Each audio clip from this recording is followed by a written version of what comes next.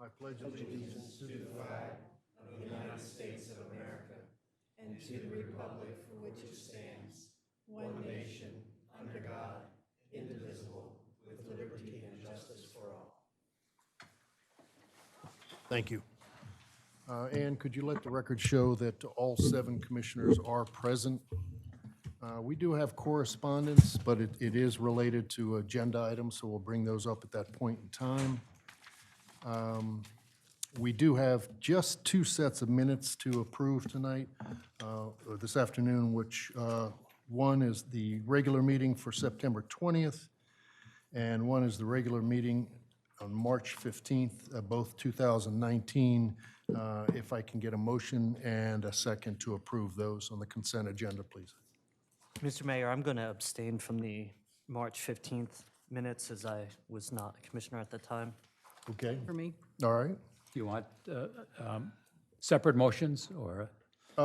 Sure, yeah, I think that might be. I move approval of the minutes from the regular meeting held on March 15th, 2019.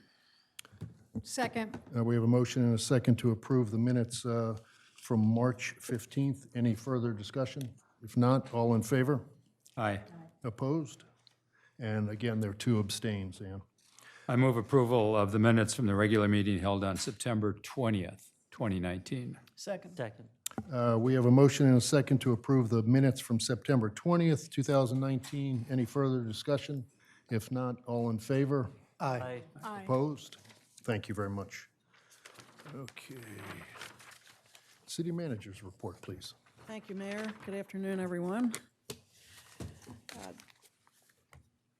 The fiscal year 2020 street paving bids have come in, and the apparent low bidder is Adel Construction in the amount of $428,992.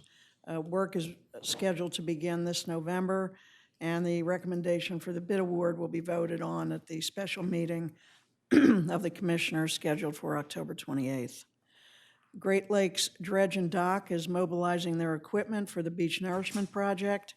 The construction staging area is at Deauville Beach at their parking lot there.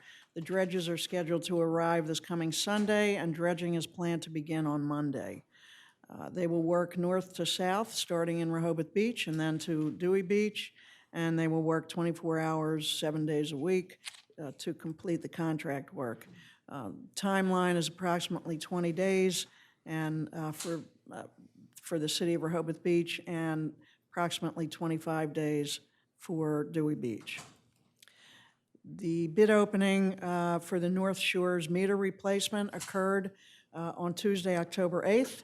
The city received 1 bid in the amount of $630,746. However, that amount is actually in excess of the city's budgeted amount of $400,000. As a result, the Director of Public Works has reduced the scope to allow the project to be awarded at $399,244, and that will again occur at the special meeting of the Commissioners on October 28th. The city had originally planned to replace 260 water meters at North Shores, and we have reduced that number to 186 to match the budgeted amount. Work is anticipated to begin on this project in November. The Delaware Avenue stormwater improvements, the contractor SAK is starting work this coming Monday. For a few weeks, the crew will be cleaning and videoing the lines. The lining operation is scheduled mid-November, and the area of this project, again, is Delaware Avenue from First Street to the Boardwalk, and the Boardwalk from Wilmington Avenue to Brooklyn Avenue. The affected property owners and the businesses were notified. The outfall pipe inspection did occur. The team has demobilized and completed the underwater inspection of the outfall, and the report is currently being evaluated. The pre-bid meeting and site visit for Phase 2 wastewater treatment plant electrical upgrade was held last week, and the bid opening is scheduled for November 14th for this project. The Philadelphia Street water main replacement project, that work has begun to replace the water main On Philadelphia Street, between Scarborough Avenue to Bayard Avenue, the water main replacement project will be completed hopefully by the end of November 2019, and the new main will be installed on the south side of the street. Affected property owners and businesses were notified. Just a few reminders. On Wednesday, next Wednesday, October 23rd at 1 p.m., the city and the Mayor's Advisory Committee on Trees will offer a crash course on the art of pruning. Participants will have a hands-on opportunity to prune plants around City Hall and in nearby parks. Proper pruning techniques will be discussed and demonstrated. There's no charge for the event, but space is limited. So for additional information or to sign up, please consult the city's website. Doug Tallamy is an award-winning author and ecologist. He will give a free public lecture at the City of Rehoboth Beach on Monday, October 21, next Monday. The lecture will begin at 10 a.m. as part of the Mayor's Advisory Committee on Trees meeting.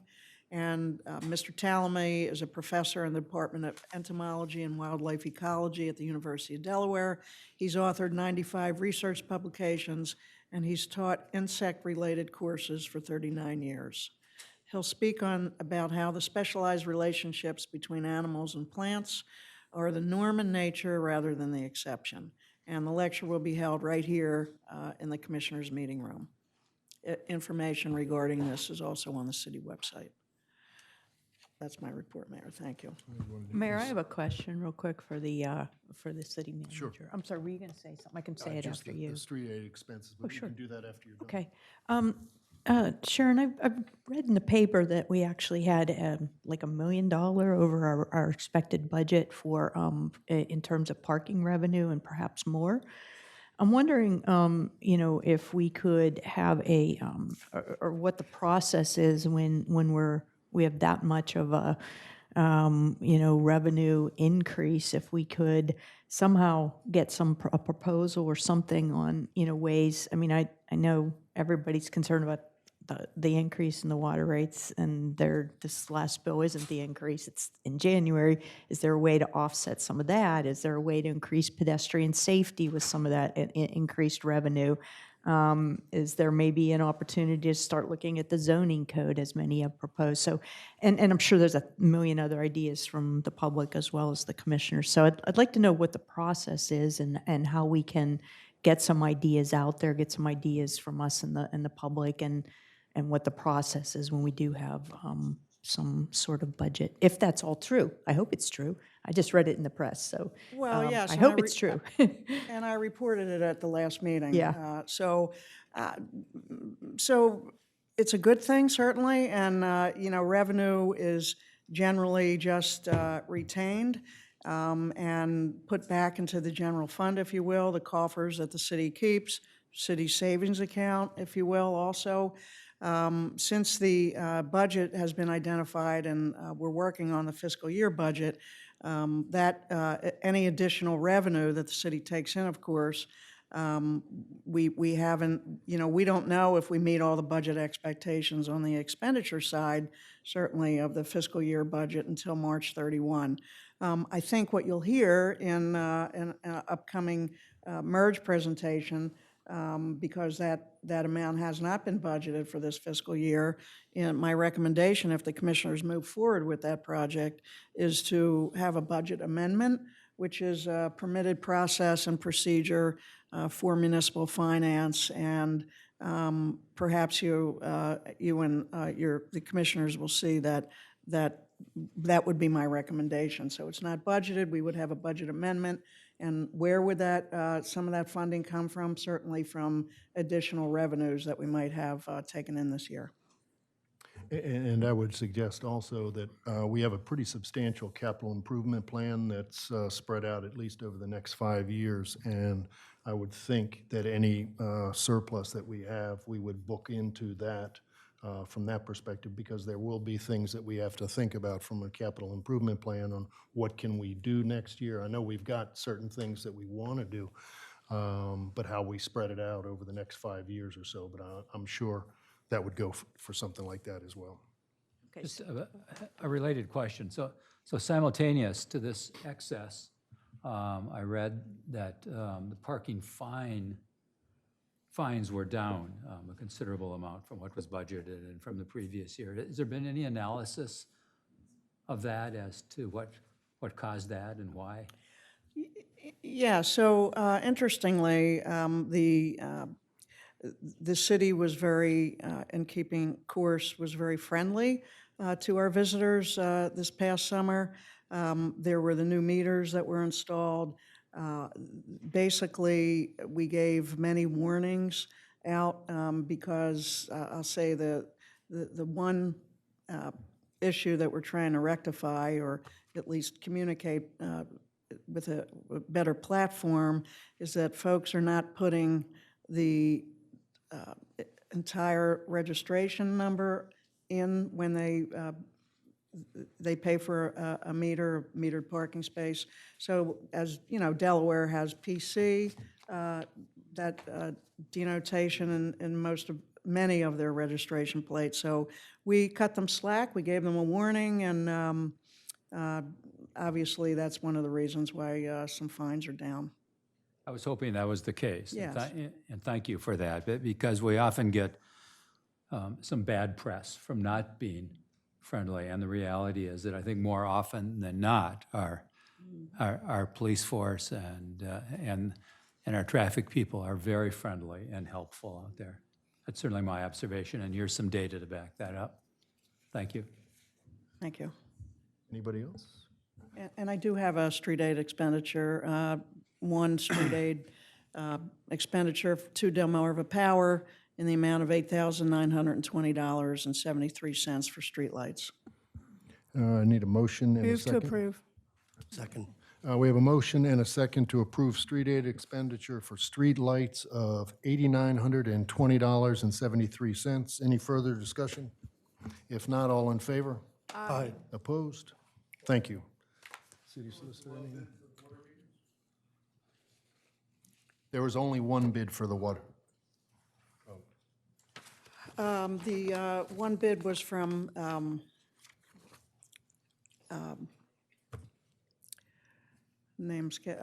Caswell. Mr. Mayor, the only thing I wanted to mention is at the end of your last workshop meeting, there was a short discussion about the two recent Board of Adjustment decisions, and you asked me to bring back something of a clarifying nature for that. Shortly after that, a motion for re-argument on one of those cases was filed with the Board of Adjustment. So because the board's going to be hearing the case, potentially hearing the case again if it decides to grant that motion for re-argument, I thought it best that you all not have any discussion that's going to influence or potentially influence the board's decision. So we'll hold off until they're able to decide that whether they're going to hear it again or not. And I think that's happening the 28th of this month. Yeah. So a week from Monday. Yeah. Okay. Yeah. So that's all, Mayor. All right, thank you. Let's see, we can go right down. Any committee reports, starting with animal issues? Yes, briefly regarding animal issues. One person from the Animal Issues Committee and myself just sat earlier today with the solicitor and reviewed an early draft of our code revisions. And we have now left that with the solicitor to put together a draft document that will likely be on the workshop agenda in December for review, discussion, and then we will move that ahead as we can hopefully achieve consensus. All right, just let me know about if that works out, that you can Yes. have something on the December workshop. That sounds Right, fine. and then the second related item to animal issues is just a quick overview of the recent Greyhound event that took place in our city. We had 35 vendors in the convention center from 16 states. They had over a dozen speakers. There were over 500 registered attendees, over 700 Greyhounds. Did you see a few out there last weekend? We had wonderful weather. And the really good news is because we had some debate for a year or so up here about whether or not that was an appropriate activity to have in our convention center. And everyone has agreed that it was a very, very successful event. Our city staff, our grounds crew, our convention center staff were incredible throughout the event in being helpful. The folks with the dogs and the vendors cleaned up almost before there was a need to clean up. They were so good about it. And so they are hoping that they'll be back next year, October 7th through 12th, and Sharon's team is taking a look at the possibility of that for next year. But I want to thank our city manager and all that work with her to make sure that this event went so incredibly well. Thank you. Thank you. Bandstand, Convention Hall, anything? Just our next meeting is going to be on the Monday, the 28th at, I believe, 11. So just FYI. 11 a.m., the 28th? Okay, I think Ann's got that. Boardwalk and Beach, Stan Mills. Thank you, Mayor. While I set up, did you all do street aid expenditures? You did. All right.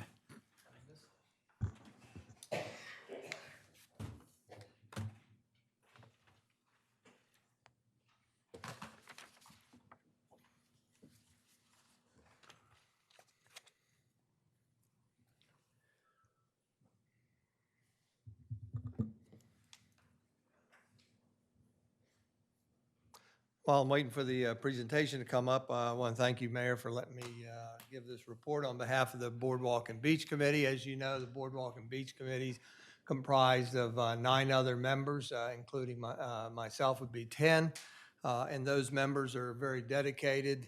We've got members on the committee that one represents a business in the south of Rehoboth Avenue, one representing a business north Rehoboth Avenue. We've got residents that reside on the North Boardwalk and the South Boardwalk, and the other members live sporadically throughout the town and use the beach in different areas. So we've got a wide perspective of membership there. This is a condensed version presentation of a bike report that is written out. It's embedded, actually there's a link in the agenda. If you go to today's agenda online, you'll be able to access the written report, which is a little bit different than this, because again, this report is made for you all and condensed a little bit. You know, as we know, the Boardwalk's a very busy entity with walkers, pedestrians, bicycles with trailers, surreys, joggers, and of course those that go south eventually go north. And when they come north, they come to an abrupt end of the boardwalk there. And this topic was initiated by the Street and Transportation Committee that came to the Boardwalk Committee and asked us to look into it.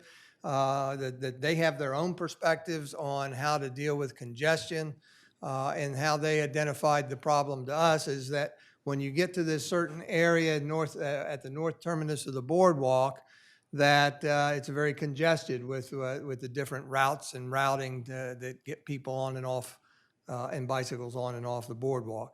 So they did their own thing separate from us, but let's define some of the areas there that they're talking about. The concern, of course, is this area in the circle. It is the area at the Northwood Boardwalk, and specifically in this area there. And if you recall, at the very north end of the boardwalk ends abruptly, becomes a concrete sidewalk. That concrete sidewalk is you're not allowed to have bicycles on it all of a sudden. And then you've got the other areas here. I don't know if my mouse shows up. Right here, there's a concrete sidewalk along the north side, the north side of the Henlopen. And then you've got the roadway here. So you've got what I call the confluence of all these routes here, and necessarily, oftentimes there is congestion made. So looking at a little closer up area there, looking down from the balcony of the Henlopen, here's that northeast corner. Again, identifying where the boardwalk all of a sudden stops, and across this line right here, there's no bicycles because we don't allow bicycles on our sidewalks. Here's the other sidewalk, which doesn't allow bicycles. So what are they to do other than turn around? What they do, of course, is go off the handicap ramp here. This is a void area for handicap, and here's handicap parking. So another close-up of that area with the handicap ramp there. Another aerial view of that north area where it ends at Lake Avenue and Surf Avenue at the corner up there. And this is, of course, one of the projected routes that the bicycles and Surreys take when they get to the north end of the boardwalk. Same thing coming on, although you, of course, have people on bicycles trying to traverse the concrete sidewalk and get onto the southbound boardwalk there. So the Street and Transportation, again, came to us. They presented a couple options for how to deal with this increase in congestion to see if there's something that we might want to be aware of and resolve in the near future. One of their options was to do 2 bicycle lanes abutting the concrete sidewalk there. And so that's all that they provided to us was verbal, oral report. So we did these slides to take a look at it and analyze it further. With the 2 bike lanes there, the committee came up with, well, besides the bike lanes, there needs to be a buffer with parking stops so that the car bumpers don't go into that lane. And to do that, it pushes the cars, especially in this triangle area down here, so far back that you're really not able to drive that area anymore. So the committee was not real receptive to that idea at that time. Another option that the Street and Transportation Committee brought to us was a walk your wheels zone. Again, this is to try to deal with avoiding congestion and problems and perhaps accidents where the north terminus of the boardwalk is. So one of their thoughts that they brought to us was a walk your wheels zone. That zone would be designated between Grenoble on the right and Surfside Place on the left. And that's an area where you have to dismount your bike to be able to walk your bike in that area. Of course, we looked at it and we did some illustrations to kind of show what it is. Obviously, you have to have signage here, you have to have signage there. But additionally, for those that want to ride their bikes and not dismount, we thought you needed to give them routing with signage also. So they would come off, say going north, come off of Grenoble, come down here, go north, and then come up this way and continue with their pathway there. At first, we were not receptive to it, and in the end, actually, we were not receptive to it, but we had some different thoughts. The city recently put this kind of stencil out in different areas, so people are in town are getting some kind of a familiarity with this. We think perhaps that this walk your bike symbol might be 180 degrees off kilter because it's telling people you can't ride your bike on the boardwalk there. But anyhow, that's another story.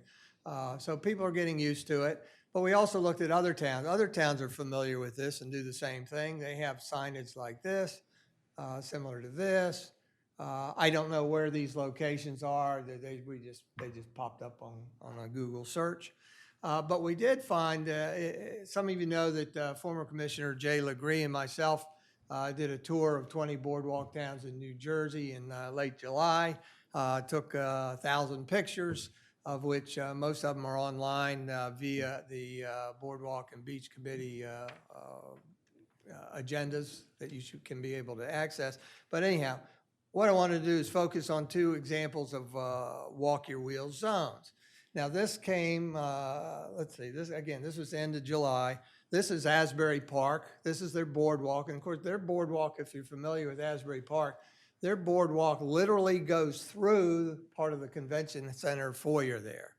And as we were approaching it, we noticed these signs there. So that you had to walk your bicycle through to get from the north side to the south side without going inland and on the next street and coming back. So we were not there long enough to see anybody on bicycles walk through there.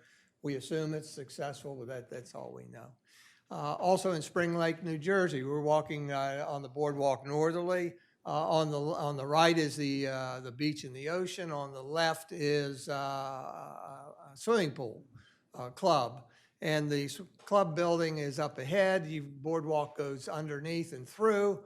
And when you approach that area, you've got some walk your bike, and the joggers have to stop jogging and walk through that area. So we've seen that. And again, we were at a time on there when we didn't see any bicyclists, so it's hard to judge whether it worked or not. We assume it did. So when we started analyzing this further, we thought, well, maybe there's some validity to having a walk your wheel zone. But we also started looking at the Asbury Park example, the Spring Lake example, and we said, those are two areas where they're actually covered roofed areas that absolutely delineate a walk your wheel zone. And we thought that was different enough than the open space between Grenoble and the North Boardwalk that it may not work without enforcement. And so we really put that on the back burner. What we did do is start looking at, the third example from the alternative from the Street and Transportation Committee was, I don't know where I am. Let me think. Oh, this other example here. Another example from the Street and Transportation Committee effectively increased the walk your wheel zone from Virginia Avenue to the north area there. Virginia Avenue, of course, being a normal on and off area for our trucks and vehicles, and they thought that bicycles could go off there. So we're not going to go into it, but we think that has some problems also, and we don't favor that like we didn't favor the other one.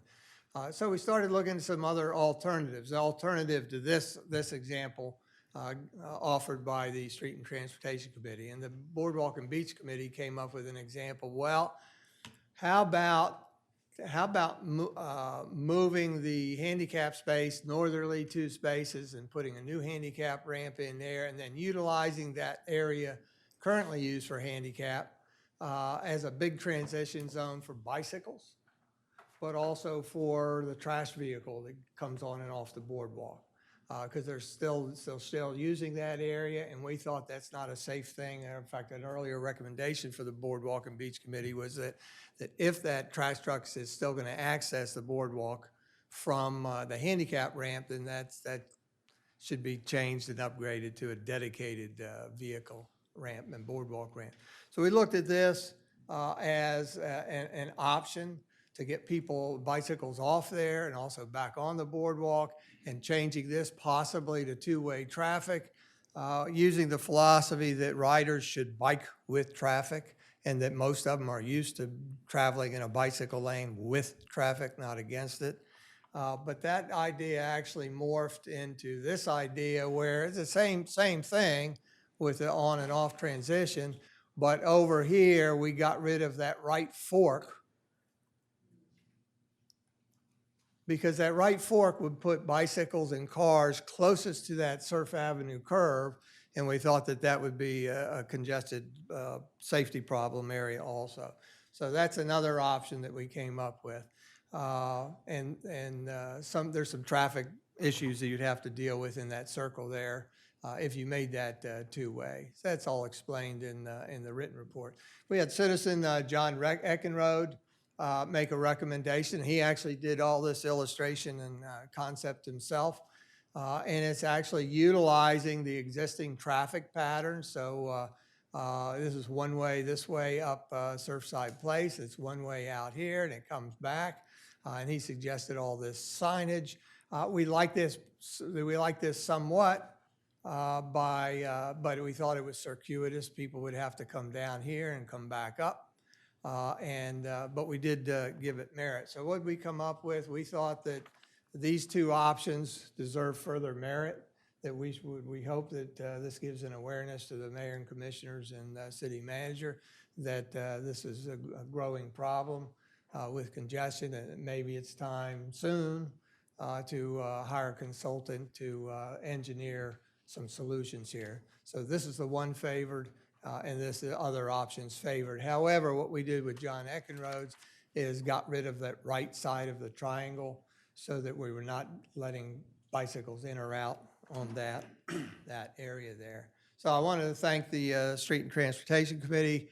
We know from the beginning that they have their own perspective, we have our own, and our ideas may or may not collide or merge, and we're respectful of that. So if you haven't already, I would expect that at some point you would get recommendations from the Street and Transportation Committee on the same thing. Any questions?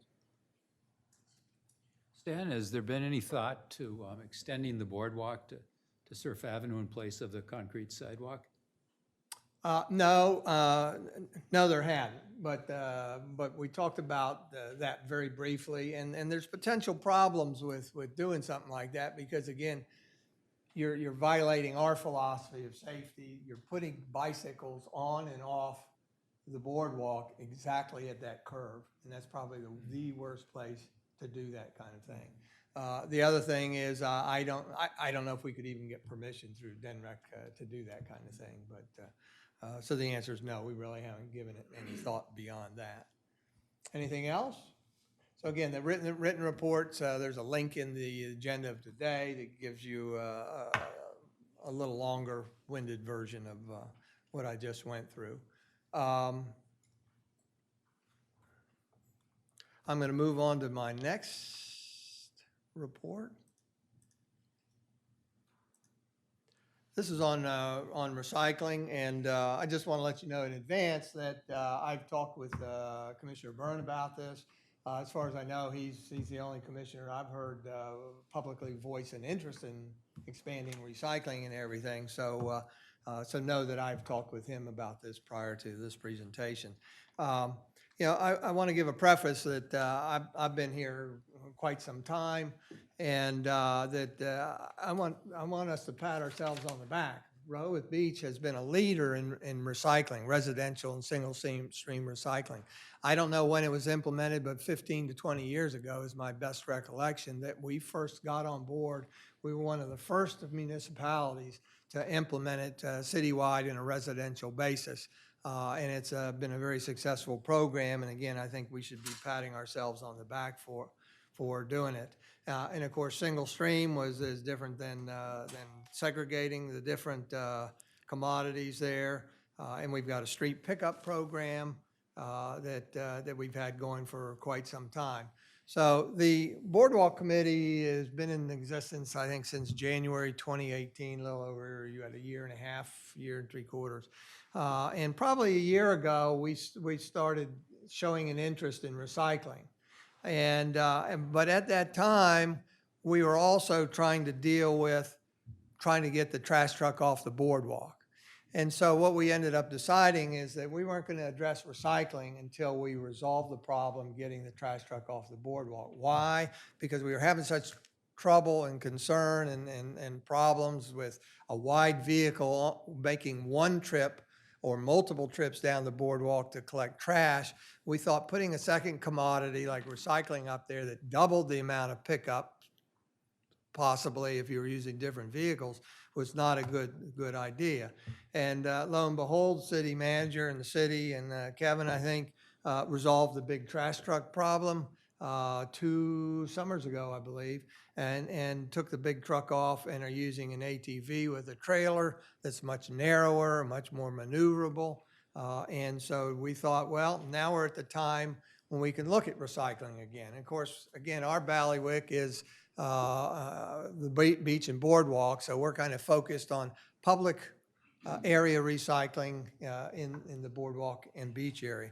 And where we started when we started talking about this is we started looking at a report from 2003.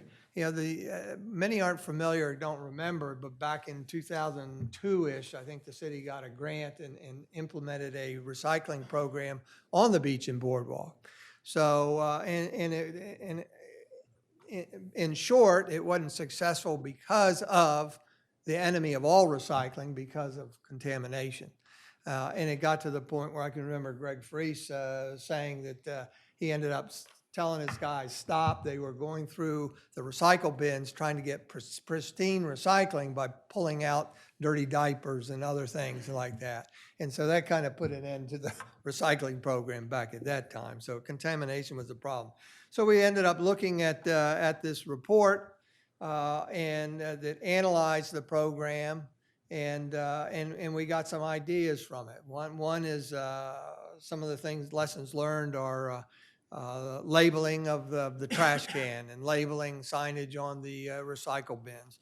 At this time, as you can see on the screen, when they first did it, they were segregating aluminum cans in one bin and plastic bottles in another. Now, why they did that, I don't remember if it's in the report or not. I don't believe so, but they segregate. Of course, today, now it's about 16 years later, we've got single stream and we don't segregate them. We don't need to. So there's some notes there. They also ended up putting that little rubber hole in the middle. It's called has a little rubber thing there. It's a wasp thingy. It's to keep bees from going in and out of it, which you might need in the summertime or something. So at this point, the committee recommends that we further investigate recycling on the beach and boardwalk. And there's several options that we can do. One is the mayor and commissioners can say, no, we're not quite ready for it, hold off, period. The other option the mayor and commissioners could say is, let's just bite the bullet and let's do full-scale recycling on the boardwalk only, the entire length, and let's try it next year, in which case you'd need to budget some money for signage and the bins to do so. The third option is the option the boardwalk committee thought was probably most palpable to the mayor and commissioners, was to conduct a trial. And we thought, well, the trial could be a minimum of 2 locations on the boardwalk. It could be additional locations on the beach, whatever. But if we do a trial, we wanted to get the mayor and commissioners' feedback to make sure that the trial was big enough so that whatever the results were, y'all were satisfied that they were accurate and gave us a good picture of what it was. So one of the things we looked at is, okay, well, what happens if we don't have recycling? Well, it's pretty obvious. Here's a big belly bin, and if you don't have recycling next to it, all your recyclables, your cans, your plastic bottles, paper, whatever, they're going to go in the trash can. And we know that, and that's obvious, and that works. It's just not environmentally friendly. But we do have some recycle bins co-located with trash bins, which is the program. You always want to have your trash bins co-located with your recycle bins when you have an ongoing program for recycling, because when people walk up to the 2 bins with something in their hand, then they've got a decision maker. Do I put it in the trash bin or do I put it in the recycle bin? And necessarily one of the report lessons learned is that when you do this, the trash bins always have to be emptied, because if the trash can overflows and somebody goes there to throw away their trash and it's overflowing, they're going to put it in the empty recycle bin or something. So there's some logistics to doing recycling if we get that far. But we thought, well, why can't, would these recycle bins, we've got these in these 2 in Grove Park. We've got another recycle bin co-located with a trash bin over in Stokely Park. Could they suffice as trial areas there? And so we went over and we took a look at some of the trash bins there. This is, again, the recycle bin co-located with the trash bin. And what did we find in there? We found paper cups.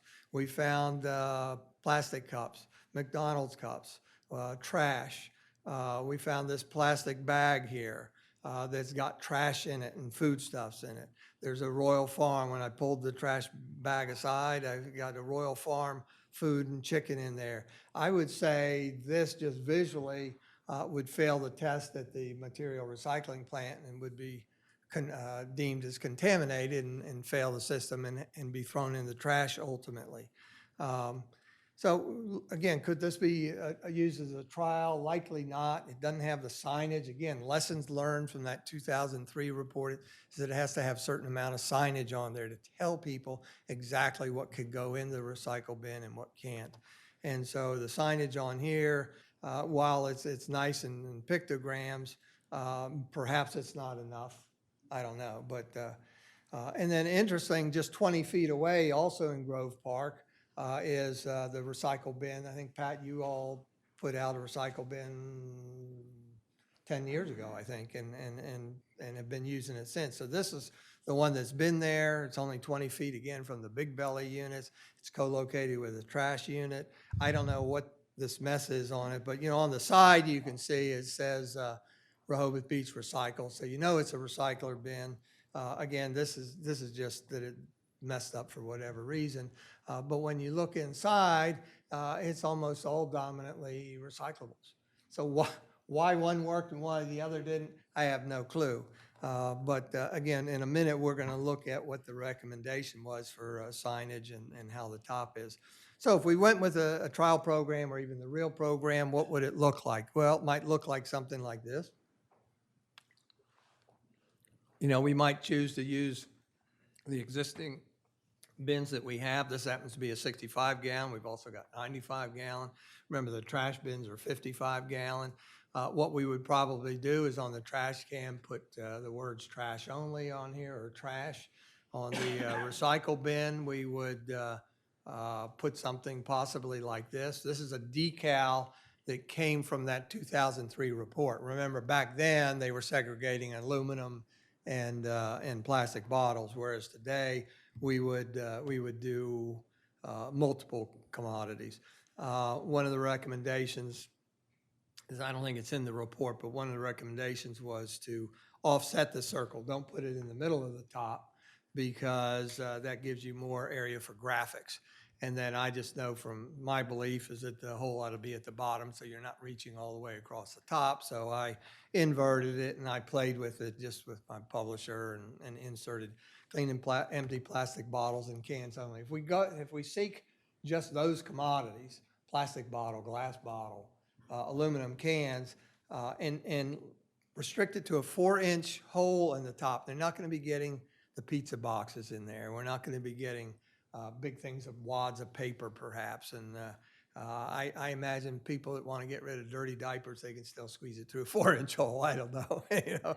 But hopefully we'll curb them with this kind of wording on there. I just want to take you, I'm almost done. I just want to take you real quickly. Again, Jay Legree and I toured 20 boardwalk towns at the end of July. We also toured, I think, 15, 18 boardwalk towns 10 years ago before we rebuilt the boardwalk. And back in 2010 and now, almost all of them recycle.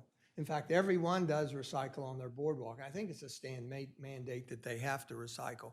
The only ones that don't on the beach are very small towns, and they don't because they don't offer trash on the beach either. They don't even allow you to eat on the beach, and they don't allow you to take coolers on the beach. So you see all these coolers lined up down the boardwalk there. And that way it's not even a carry-out trash zone. There just is no trash on the beach, period. But here's, again, this is going to be embedded in the agenda also. I'm just going to go through them very quickly. You can go back if you choose and look at it more length.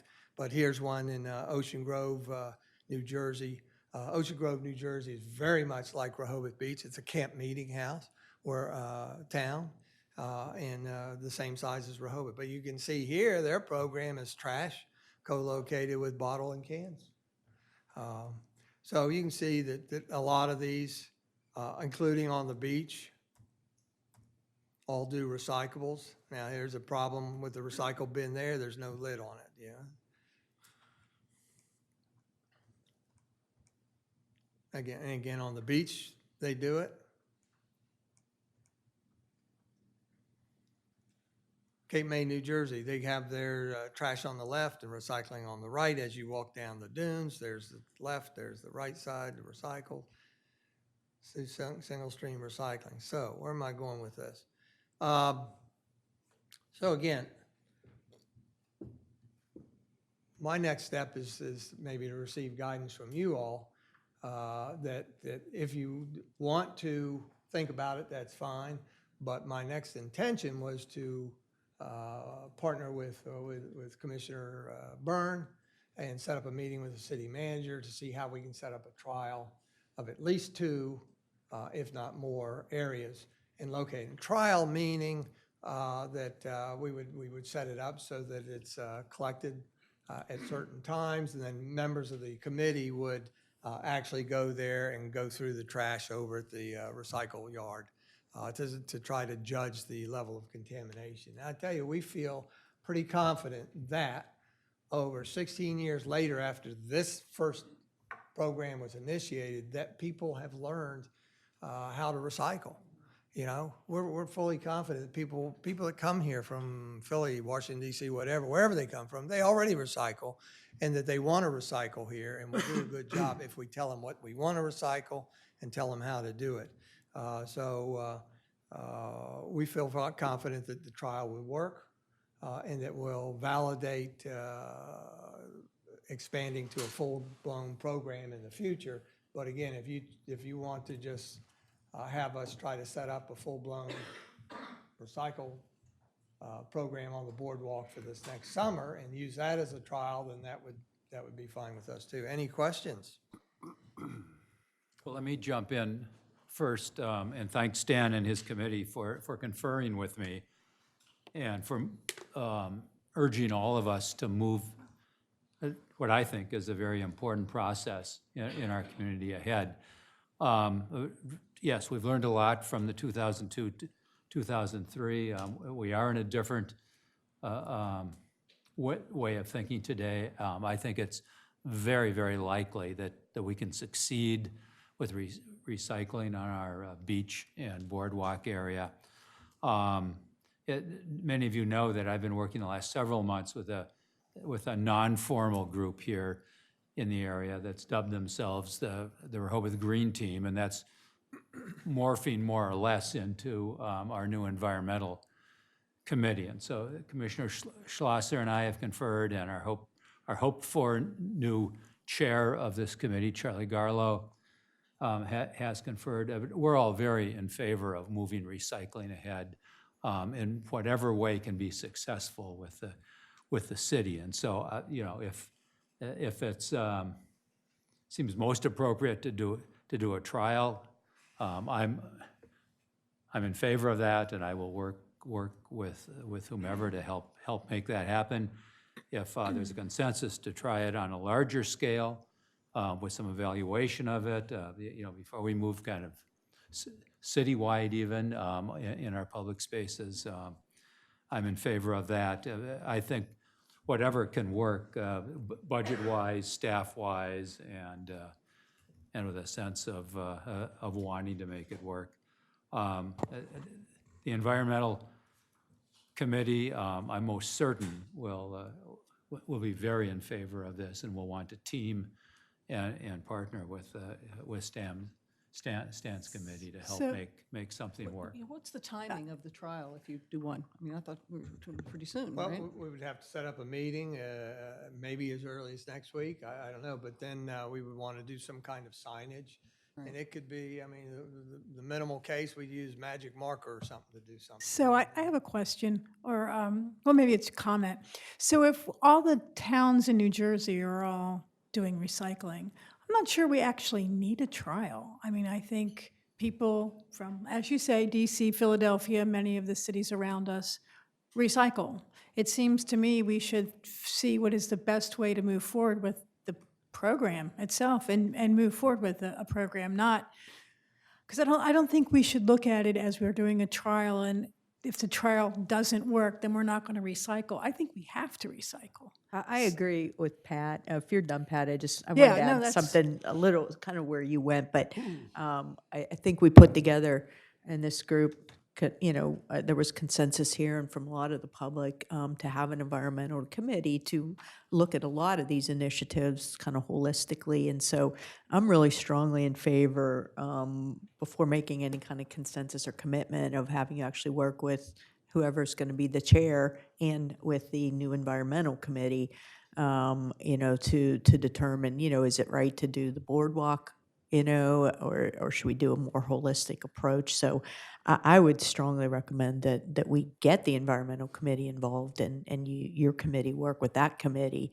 to look at how we move forward here. That, I think it's a great idea. I think we have to recycle, but that's the process that I would recommend moving forward. I don't know, Dick, you've talked more about it, but it just seems to me to make sense since we have a group and this is environmental initiative. Let's give those guys the thought and the authority to move forward. One thing I'd like to add is that the town of Milford has a very successful recycling program, public space recycling program. Lewis does also, albeit it's very small. You know, their commercial area is only a tenth of what ours is, but they've got public space recycling that's very successful. I think I mentioned to you all some time ago that that Lewis had recycling on the beach for a couple of years, and they actually suspended it this year because they could not reduce the contamination.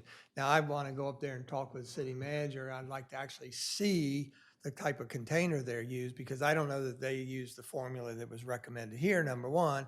And number two, I don't know if they emptied their trash cans often enough, because again, of that problem, if you don't empty them with frequency, then it tends to be a problem. So I personally want to do some additional research for the committee and see how we can, if we can augment success stories or something to go forward. So. Well, I think so much work has gone into it. Why wait? I mean, whether you call it a trial period or whether you just initiate it in a couple of places now to work the bugs out or to see whether you have a contamination problem in order to put it in place next year, but why not go for it? Well, I think, would like to get Lisa, the- you had yeah, a good idea in yeah. that we really should have the environmental committee be a part of this. This is really going to be their bailiwick, along with the boardwalk committee. Together, I think you can come up with the right solution, because I think it's clear we need to do the recycling. It's just the idea of how we move forward with it, what it should look like. But so I think Commissioner Schlosser had the right idea in having the two of you work together, those two committees. Oh, and I agree 100% with that. I think to some of the points that Stan Mills has made is that there may be some unique considerations of trash and recycling at the boardwalk and the beach because of the volume at certain times of the year. So I think having the two committees work together where we can incorporate the holistic approach to recycling citywide in the more common commercial public areas, as well as being sensitive to some of the nuances that might occur at the beach and the boardwalk would be a great way to approach it. Well, what I'd be glad to do, I'd like one liaison, so maybe if I could work with Commissioner Byrne, and he, again, I've talked with him before and agreed that, you know, we could partner at some point with the Environmental Committee. What I'd like to do is, I guess, is go ahead and do some initial notes on what would a program look like, because it actually might be easier to do a full-scale trial on the beach and boardwalk than throughout the rest of the town. Why? Because if you have bagged commodities, you've got one trailer that you could put a trash bag and a recycle bag on, whereas in town, you're going to need two vehicles, one for the trash and then another one for recycling. So there's some logistics there, I think, to talk through. And again, you may want to do it as a three-step program instead of doing the whole town at once, obviously. So. I'm not clear why, I'm sorry, I just want to understand process. So I'm not sure why you need a liaison, commissioner liaison. I think the liaison would actually be the committee, and then you and the other committee would come forward to the full board, you know, having worked together on moving forward with the initiative, because there'll be a lot of great ideas from this group. So it's just you know, you're always talking about process. I'm just talking about process. So it just seems like if you go down a path and work with one person when there's a whole committee of great people with great ideas, it just seems like we may not be taking advantage of all the expertise we I may think be you bringing forward. misconstrued my statement. I would like to work with Dick that can introduce me to Charlie and his committee so that we can figure out how to do. I would prefer to have at least one commissioner on board working. Yeah, I think it's a timing thing right now because we want to move this ahead, and hopefully by the end of our meeting today, we will have elected a chair of the new committee. However, committee members are not going to be nominated until the November workshop, and therefore not voted on until a month from now. So it's a timing thing. I think as the weeks go by, we can pull in, I mean, hopefully immediately, the new chair, and then others to work with Whatever you think. people. We don't want to hold off for a month and not do anything, Yeah, that would be my feeling. Don't hold- is what I mean about timing. You know, we want to move ahead right. I'm not sure what the urgency is, quite frankly, and why not get the group up and running and get their input? But nonetheless, I'll defer to you. Soon to start recycling. Well, Defer to You know, I think it might be appropriate, obviously, to have the two committees converse over the next month or so, but maybe since we're coming into the budget season, we can ask the city manager to work with her staff and maybe put together an idea of if we were to do the boardwalk and the beach, how many cans we would need, what type of cans we would need, what type of staff we would need to pick it up and clean it up.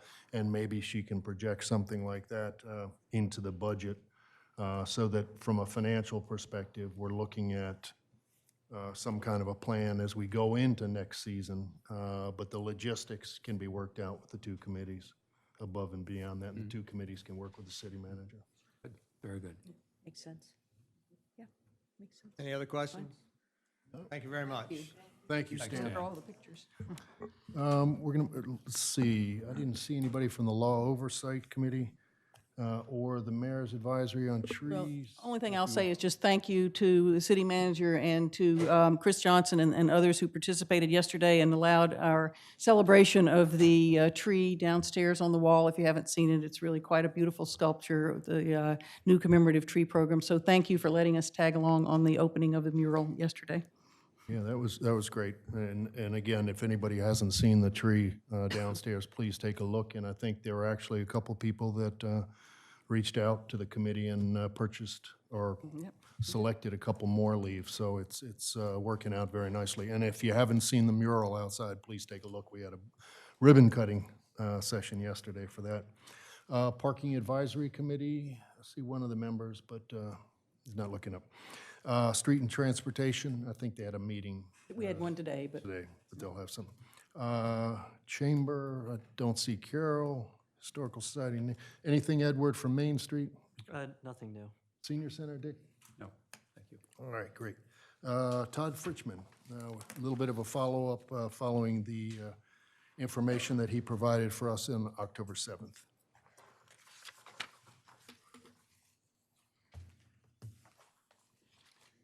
Greetings, Commissioners. Good evening. Todd Fritchman, Envirotech Environmental Consulting.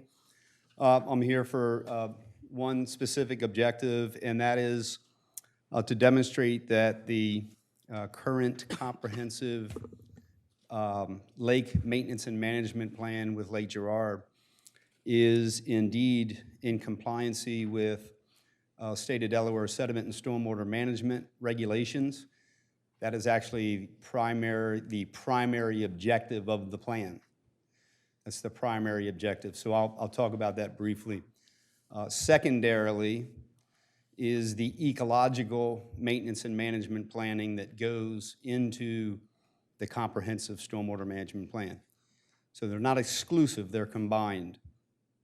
So Lake Girard is a pre-existing water body prior to the promulgation of state stormwater management rules and regulations. In other words, it was there before the stormwater regulations were designed and enforced.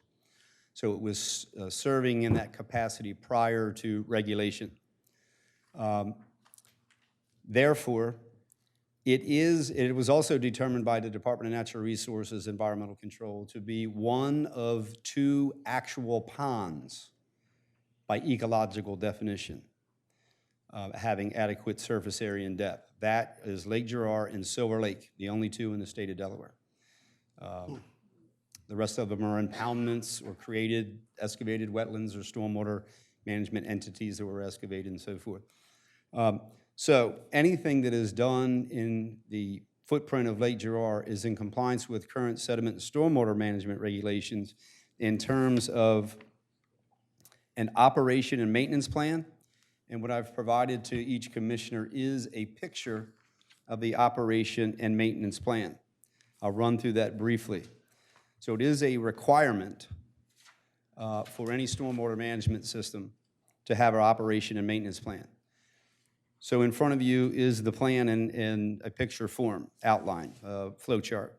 Educational outreach is a requirement into a municipal separate stormwater sewer system, or what we call MS4 compliancy plan. So we have that built in for moments like this, moments in the field, or for whatever questions or concerns come up. Mosquito control and disease vector control is included into the plan. Aeration of the water column is included. Riparian buffer maintenance and management is included for soil and sediment stability. Aquatic vegetation control, water quality management, fish and wildlife management. Those sections of the flow chart are the ecological overliers, as they're maintaining a living ecosystem. The structural and functional deficiency reporting and repair section of the flow chart deals specifically with stormwater management regulations for a post-construction system, best management practice. Please remember that Lake Girard was built prior to the regulations and it is a pond, but it is not a wet pond by current stormwater management regulations.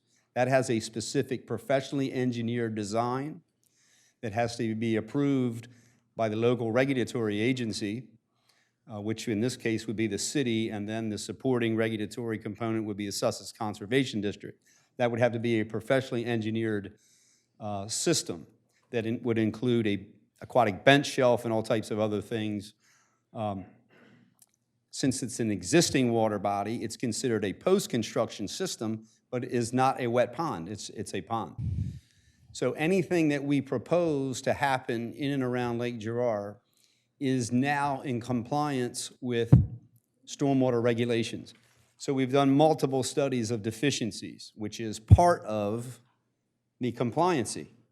So we recognize, identify, and demonstrate deficiencies, and when they are corrected is through a timely process of commissioner decision and so on and so forth, of course. For instance, dredging out a created zone or correcting inlet pipes that may be cracked or deficient. There has been studies to identify all of these deficiency items in compliance with stormwater regulation. They just haven't been acted on because they're not emergencies at this point. They are all being addressed over time. In order to manage and maintain this system, there are some requirements by the service provider. One, anyone who designs and implements these stormwater management BMPs is supposed to be a state of Delaware sediment and stormwater management certified construction reviewer, so a gold card. We have that. Anyone that works in the basin has to be a minimum of a blue card holder. Everyone that works in the basin itself has that. So my purpose today was to go through the management plan and identify the fact that indeed everything in the plan does conform with stormwater management regulations and the section of the regulations 7.0, post-construction maintenance of stormwater management systems. And again, this being an existing water body that the stormwater is serving as your best management practice. So with that being said, I hope I didn't complicate anything. So I just wanted to assure the commission that all stormwater regs are being closely monitored and adhered to, and any proposed activity is in compliance with stormwater BMPs and current regulations, and that the other regulatory agencies that might be involved, such as dredging, We are currently having a jurisdictional determination done on that project by the Army Corps to find out whether or not they want jurisdiction of the system. Once they determine whether they have jurisdiction of the system or not, then we will proceed along with the dredging project as a piece of that project. We're doing a bunch of things simultaneously on hydraulic dredging and setup and staging of that project and getting costings together for the city. But all regulatory components are being addressed, from wetland section, all divisions of DENREC, stormwater. There isn't anything being left out. So as an insurance, that was the objective tonight. Thank you, Todd. I just had, thank you. You're welcome. I appreciate it. That's very comprehensive and helpful. I just really kind of want to hear from Kevin and Sharon, kind of what's the next steps with, you know, are we bidding out work to do the dredging? Is this, I just wasn't clear on next steps, so I'd like to hear from you guys what is the next steps. I think this was great information, but what's next? Yeah, so the budgeted amount of, I think it was approximately $52,000 was included 2 years ago, and it's still in the 5-year CIP. It was nixed 2 years ago, so it's in there for next year, and we'll address it again during budget discussions. I don't know if the price has gone up for that, but I'll consult with Todd to see if that has, and it'll be back. You'll see it again in the CIP.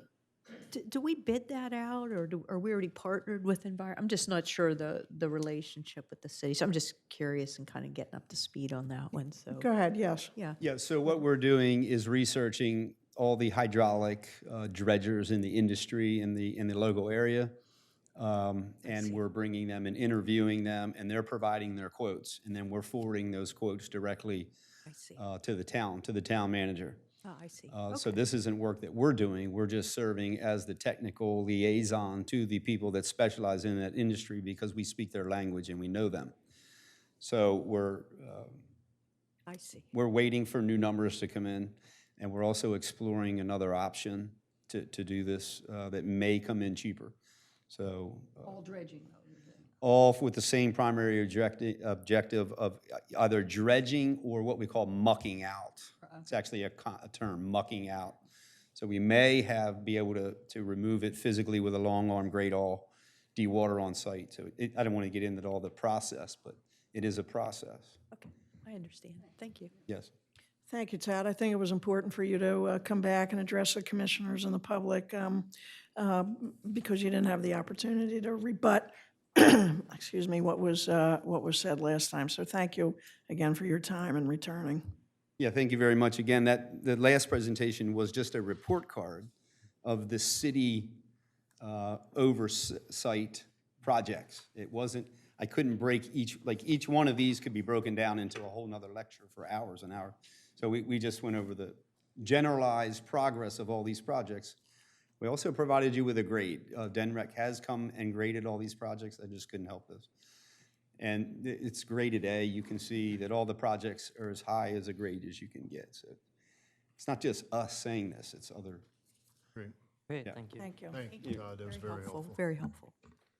We're going to move on into old business. The first item is consideration and vote on appointments.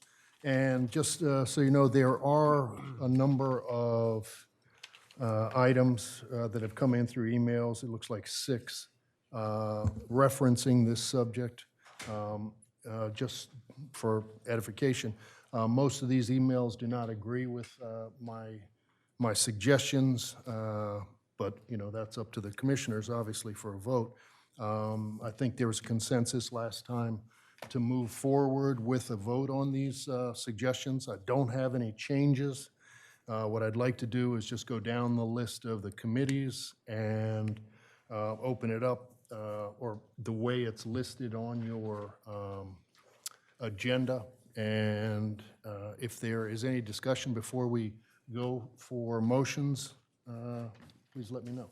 Any thoughts on the process? Do we hear from the public at all during this?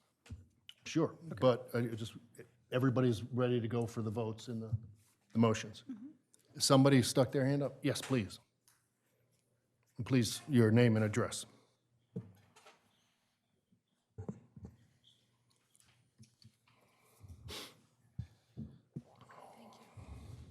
My name's Marie Hedkevich. My husband and I live at 221 Munson Street. We're property owners and full-time residents who pay taxes to the city of Rehoboth.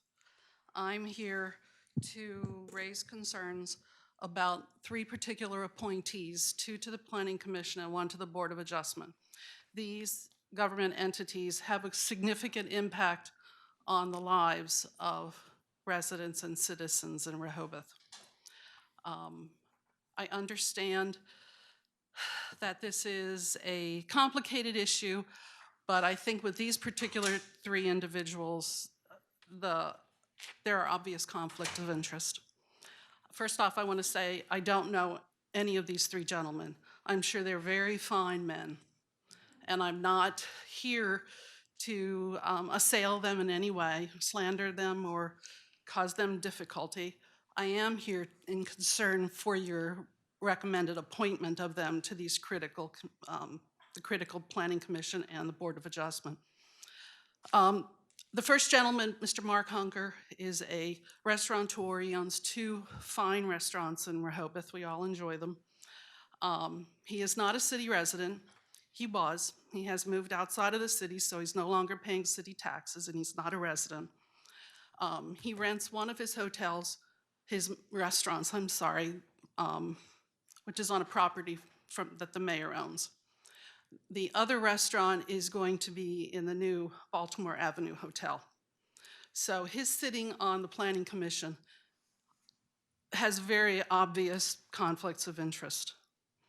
And again, the fact that he is a non-resident, I understand city code does not make any determination that you have to be a city resident, but again, the lives people on this commission and on the Board of Adjustment will have on our lives will be significant, and the so-called skin in the game comes into play. The second, and Mr. Hunker's term is a 1-year term. The second appointee to the Planning Commission that I have concerns about is Mr. Barry Covington. He is being appointed or recommended for appointment to a 3-year term. Mr. Covington, as Mayor Coons has suggested, has said in an interview, has built a house. He's a lawyer. He knows the process. Well, we've all built houses in Rehoboth. We all know the process. We may not all be lawyers, but we are tax-paying citizens, and we have the right to raise an objection. Mr. Covington wanted to build a house and put a pool in his backyard. This was way back before the pool ordinance had been established. Things turned out that his pool permit was denied. It was denied after the mayor and commissioners at that time approved the pool zoning ordinance, and after the community reaffirmed it through a public referendum. So it's the law. Mr. Covington chose to litigate through the Delaware Superior Court. He lost there. He went to the Delaware Supreme Court. He lost there. He was quoted in a 2017 News Journal article after the losses that he hoped with the election of a new mayor and a new commissioner, things would change. And he hoped that there would be a new attitude in place. So he clearly comes with a concern about a law that is in place that he will then have potential influence on changing. Mr. Covington has also been a supporter of Clear Space Theater. And I'm a supporter of Clear Space Theater. I think it's a cultural gem and belongs in Rehoboth, but it also needs to be compliant with the law. Mr. Covington was very explicit. He sent a letter to the Planning Commissioner chair and said, please pass this. The third appointee I have a concern with is Mr. Walt Castle. He is being appointed or proposed appointed to a 3-year term on the Board of Adjustment. Now again, another legally binding board, another legally binding government entity that will change or protect the way Rehoboth looks and the way that we, the citizens of Rehoboth, live. We all know that there have been very important cases that have come before the board. Mr. Castle is a realtor and a developer. It was revealed through a FOIA request earlier this year that he had held secret meetings or private meetings, private meetings that encouraged and focused on the rezoning that would make the Clear Space Theater compliant. Mr. Castle is, I'm sure, a fine man, but 3 years on the Board of Adjustment with critical projects coming down the road or waiting in the wings, he will have an influence, and that influence will not be positive for the citizens of Rehoboth. I respectfully ask you to remove the recommendation for appointment for these three gentlemen. I don't do it blithely, but I think there are obvious and considerable conflicts of interest we have to recognize. Thank you. Thank you. Okay. Let's see. Is that, please?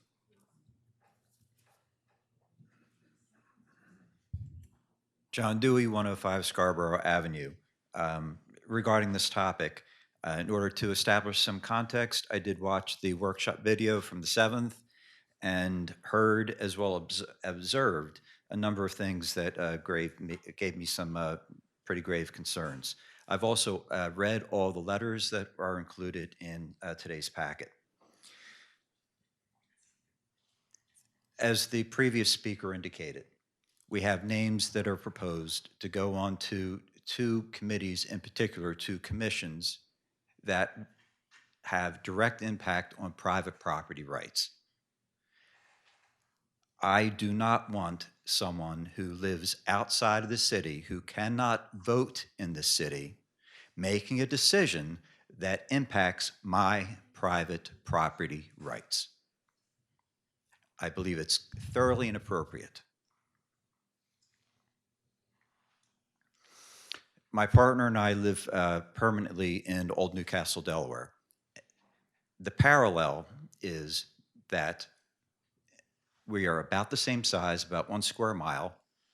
We are an old, very small town, but we're also a zip code. Our governing body does not include persons who live in the zip code. It is only persons who live within the corporate city limits of Old Newcastle. Further,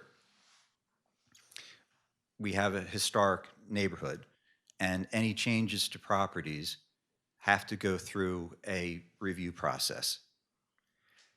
Up until about 3 years ago, that was done by non-expert residents, and believe it or not, that caused a lot of problems. The way the process works now is that there are city residents who comprise the voters, the voting members of the Historic Area Commission. But in order to assure transparency and that our very precise historic building codes are exactly followed, there are two professional consultants who advise the committee on whether a particular plan meets or does not meet existing code. Rehoboth does not have that type of arrangement. Perhaps that's something for future consideration. But absent that, I must again reiterate that when we start talking about private property rights, non-voters ought not to be making decisions that affect my private property. One quick thing in closing. We've all been around this area for a long time, so we've all seen the DC license plates, taxation without representation. This proposal flips the script. Representation without taxation. I think that's inappropriate. Thank you. Thank you. Anybody else before we, please?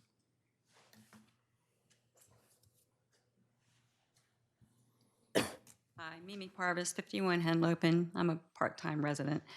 I'm not a very good public speaker, but I just wanted to go on record that I agree with the previous two speakers. Thank you. Please.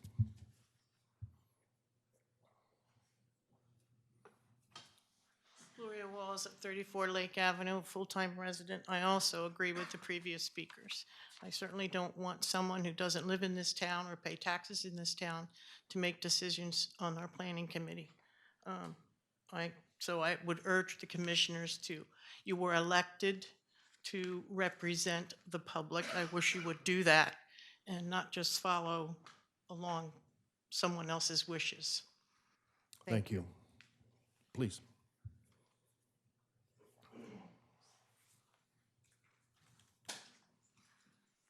My name is John Eicher, and I live at 2 Norfolk Street. I've paid property taxes in this city for 24 years.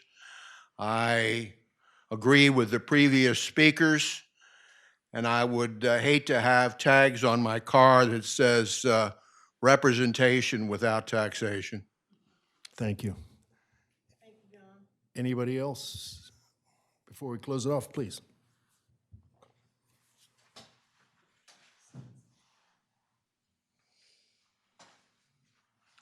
My name is Paul Carano, and I live at 45 Oak Avenue. I agree with everything that was said before me. Couple of things. Ethical standards. I think you passed in the code that you follow subchapter 1, chapter 58, Title 29 of the Delaware Code. If you find on your website a presentation given to the commissioners by the solicitor having to do with the Freedom of Information Act, ethics, and the Code of Conduct, we follow the state law. And the statement of policy is, in our democratic form of government, the conduct of officers, employees of the state must hold the respect and confidence of the people. They must, therefore, avoid conflict which is in violation of their public trust or which creates a justifiable impression among the public that such trust is being violated. There are many slides in the presentation, but as the presentation is presented to you, there comes a portion of it which has about 4 slides on it, and it says, beyond the code of conduct. And Glenn should be very familiar with this because he presented it to you. The second dot on the first slide said, even though a particular set of facts and circumstances may not suggest an actual conflict, the same facts and circumstances may nevertheless prohibit an affected individual's participation in perceived conflicts. And it goes on about the perception of a conflict of interest. It does go on, and it says that a public officer acting in a quasi-judicial capacity is disqualified to sit in a proceeding in which there is a controverted issue as to which he or she has publicly expressed a preconceived view, bias, or prejudice. Such officer must disqualify himself if he has prejudiced the case or given a reasonable appearance of having prejudice in it. It is fundamental that a quasi-judicial tribunal must not only be fair, but it must appear to be fair. And the last slide says, for example, there is no per se rule prohibiting a city commissioner from participating in a hearing before the Rehoboth Beach Planning Commission as a member of the public. However, if the official in question takes a public position concerning the application and is then later asked to decide the same application as a city commissioner, that official should be precluded from participating at the commissioner level due to perceived conflict. So I would like you to take the information given to you about the candidates before you and keep in mind perceived conflict of interest and public trust. In summary, I would ask that as a group, you follow the city and state laws concerning code of conduct and perceived conflict of interest. I would ask you to adopt robust qualifications and residency requirements for key positions on the Board of Adjustments and the planning committees. The third, have the nominees disclose to somebody or all of you their potential conflicts of interest. And the fourth, vote on these nominees only if you can abide by the code of conduct laws and perceived conflict of interest of the nominees, and they all can be resolved or mitigated before you vote. Thank you for your time. Thank you. Anybody else before we close it off, please? Suzanne Good, 1 Grove Street. I actually originally wasn't thinking of talking on this topic, but seeing the unanimous opposition by all these residents to this slate of nominees reminds me of the unanimous position we residents took on the utility rates. So I would ask you not to have a repeat of August 16th. And in just looking at this in a simple way, I feel it's almost an insult to residents that our opinions aren't valued as much as someone who might live somewhere on Route 1. And I just think you're sending a bad message to us by not limiting nominees to those who are eligible to vote in this city and whose property taxes were just raised by 50% on the 1st of July of this year. Thank you very much. Thank you. Did you want to, please?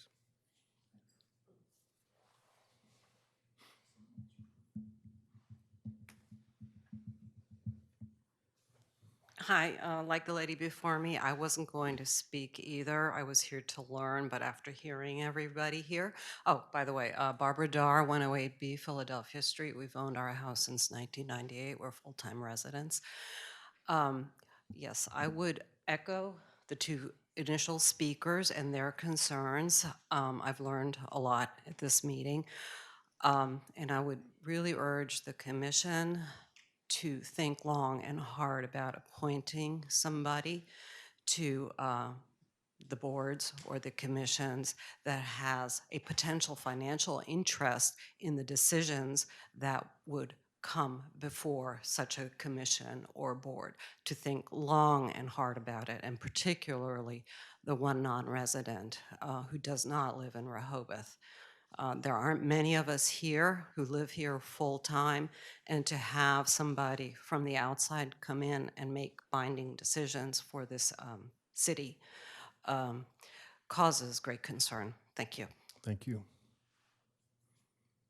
Anybody else? If not, I'm going to close it off at this point in time for discussion on the appointments. If the commissioners don't have anything else, I'd like to start nominating. I'll start with the audit committee. In the audit committee, for, I'm sorry, again, do you want general comments, Paul, at this if point you'd on like any of the them, committees, know. or how do you want to handle that? I mean, my whole thing here is, I think we talked about it a lot at the last meeting. Obviously, we've had the input here. More than anything else, it's, we have the list in front of you. I have not changed the list at all. Okay. And just to go down the list, if somebody has something to say about a specific committee as we get there, that's fine. But, I mean, I it's- actually have a comment. I Please. just want to, Please. I just want to kind of clarify something that, a factual misconception here. I also, like many people that spoke, was concerned about having someone without voting rights who doesn't have pay taxes being on the Planning Commission or the Board of Adjustments. So I did some additional research into this, and I wasn't going to mention names or anything, but since it was brought up, I will discuss specifically Mark Hunker, and who's being nominated for a one-year term on the Planning Commission. So, I don't know if everybody's talked to these candidates and learned their background and qualifications and actual status. I did. I mean, I don't know if anybody else did. But Mark Hunker specifically, first of all, since he was brought up, I did some research into Mark's status. And so Mark's own business is here, has already been mentioned for many years. He owned residence here and lived here. I don't know full-time or part-time, but was a commissioner before. He recently sold his property in town. However, he does still own his two businesses. And what I did learn is that he actually leases his two businesses, has 10-year leases on those businesses from his landlord. And whether we like it or not, the fact of the matter is, under our city code, specifically 7D, there are 3 categories of eligible voters in our city under our code. These are residents, freeholders, and leaseholders. And specifically, anyone who has a lease of 10 years plus is eligible to vote in the city of Rehoboth Beach. When we talk about, and also he votes, but also pays taxes as a business. So I think just to clarify some terminology, if the concern is, a person is not going to is not a voter or does not pay taxes, the fact of the matter is that Mark Hunker does now pay taxes, and it's my understanding from interviewing these nominations that he intends, now that he sold his property in town, to make sure that that his 10-year lease is set up so that he is eligible to be a voter in town. So if that's the concern, then the issue is with our code.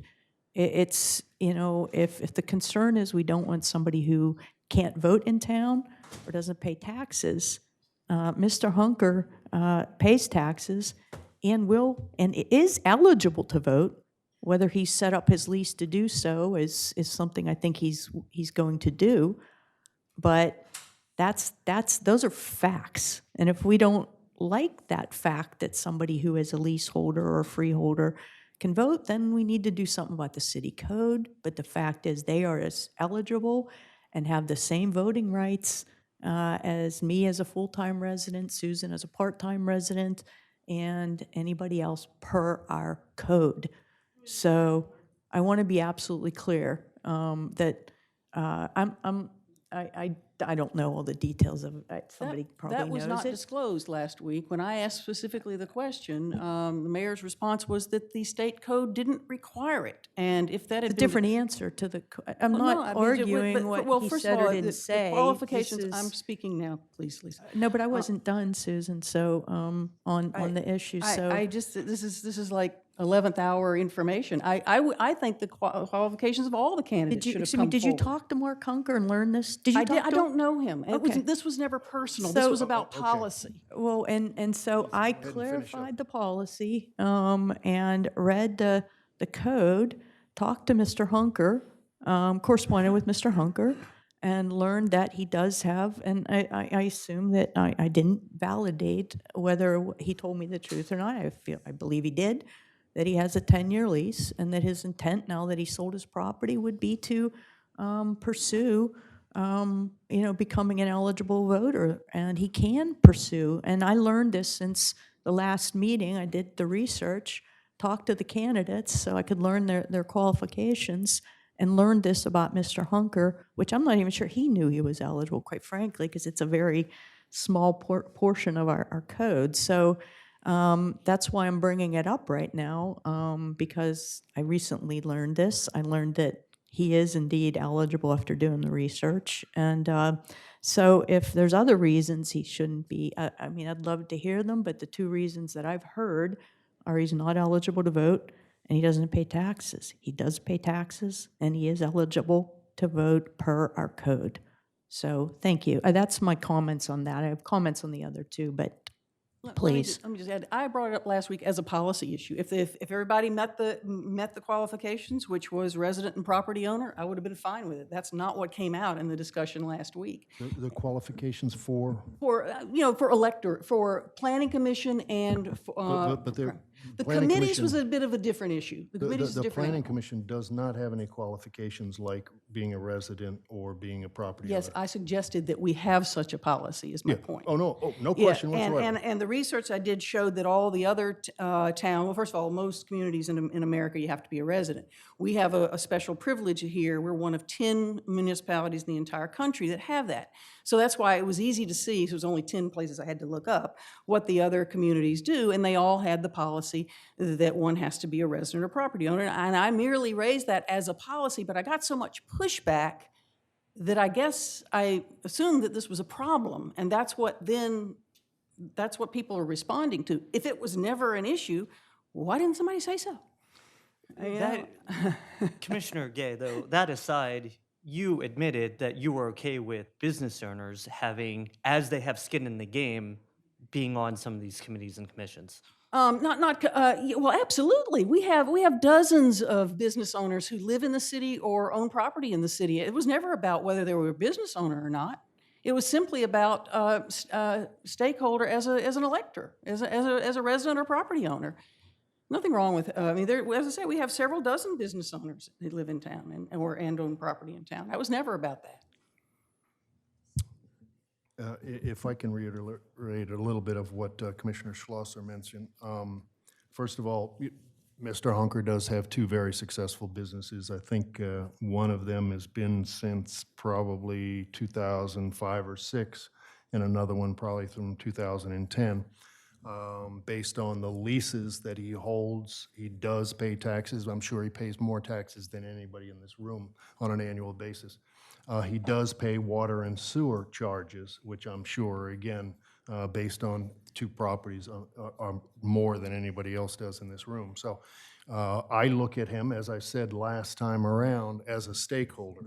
Is he a property owner or resident at this point in time? No. As Commissioner Schlosser said, he recently sold his property, but he's looking for another property here. But as she said, if anybody wants to get technical, he could be eligible to vote based on his Just to lease. clarify, Mayor, he is eligible to vote. He is eligible. Whether he has But- set up his lease, I haven't seen his lease. no, but I he think- can set it up to Yeah, vote. and but I think he's in the willing to do it. past, up until this most recent election, he was a property owner. So that's why he was eligible to vote in that fashion. So that's all I have to add on that. Let me add 2 quick points to that. First of all, again, I was only looking at it for policy. And if we want to set a policy going forward so that we don't have this confusion, great. But the feedback I got was that we didn't even want to have a policy.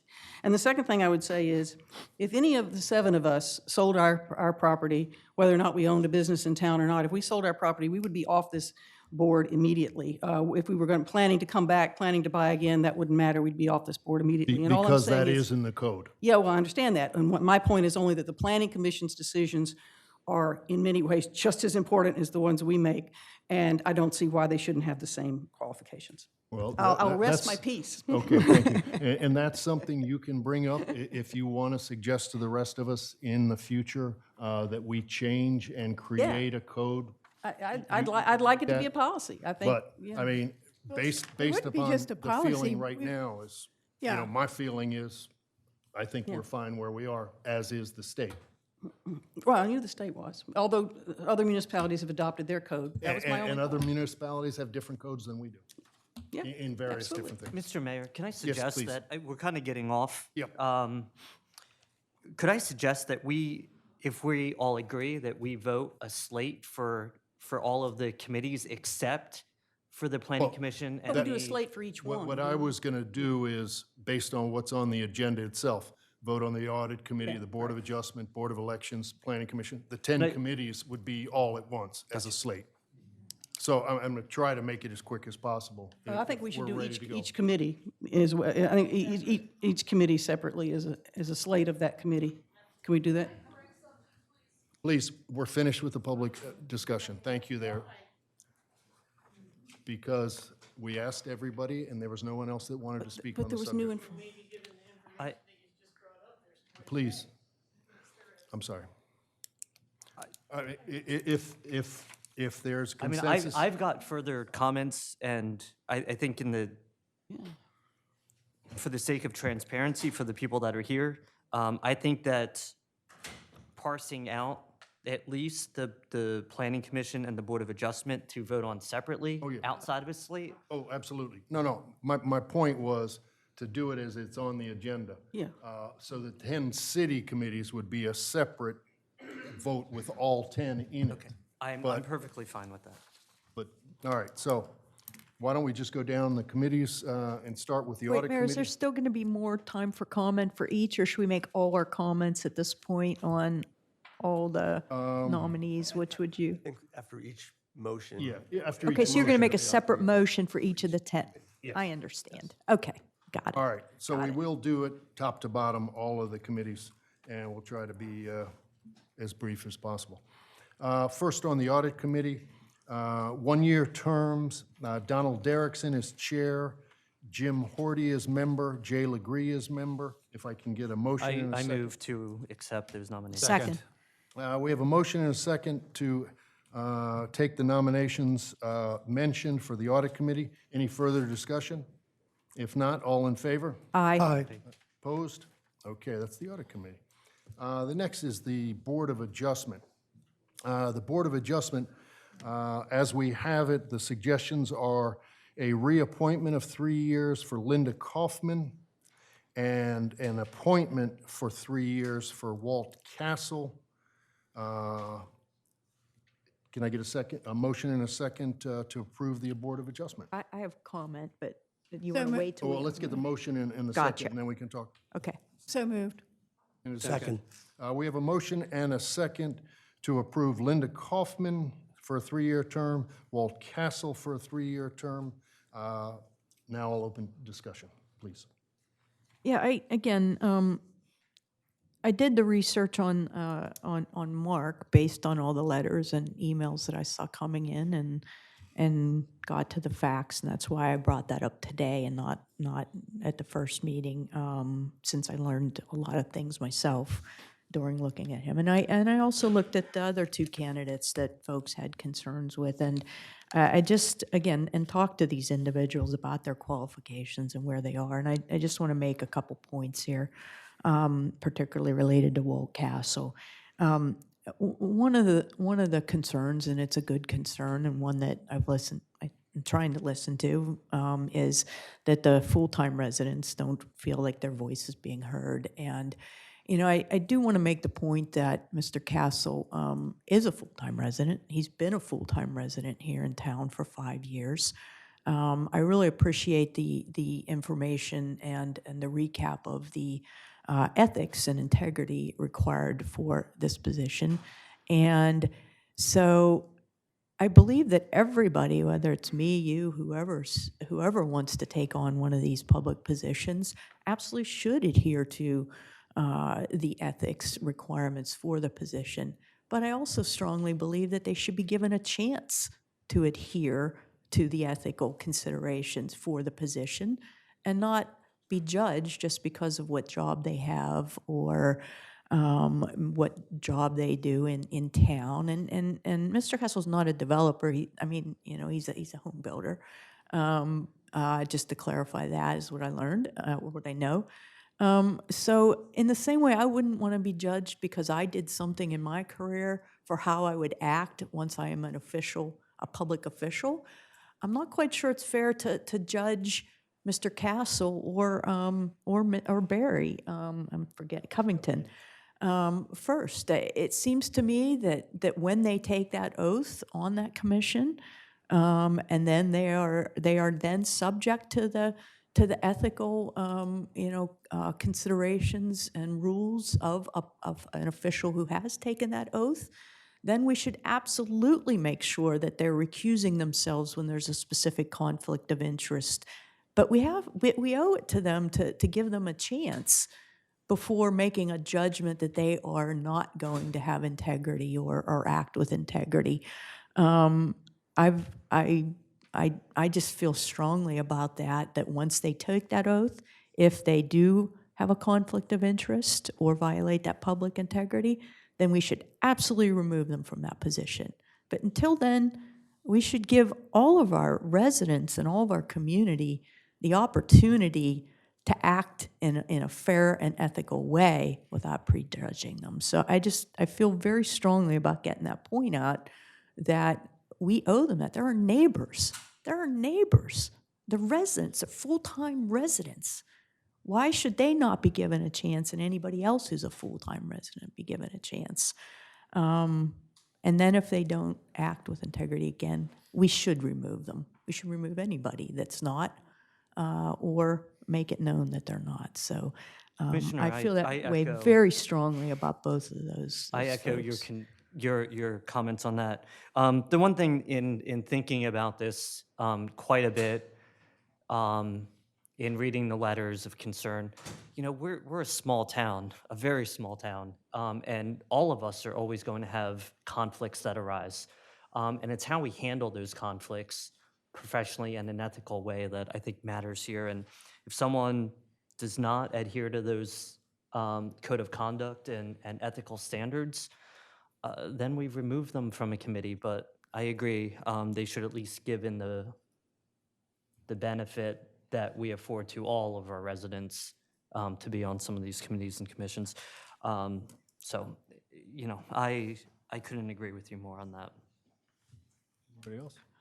I just want to add that, he's also, a CPA, and, regardless of what his current job is, I don't see, and Mr. Covington was an attorney, in those two professions, and in all of our professions, really, the fact of the matter is, they've both been successful. Mr. Covington as an attorney in the field of law, Mr. Castle as a CPA.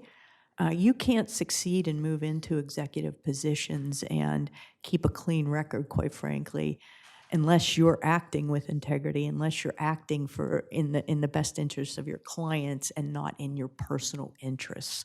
So I think because of that, they should be given the benefit of the doubt. And again, if there's a conflict, if there's an integrity violation, then you remove them from the position of public trust.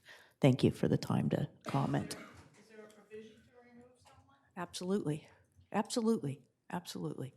Any further discussion from the commissioners? No, the only thing I'd like to say is, because this is so important, and I certainly appreciate the insights and the input from folks who have a passion for our city, from the community.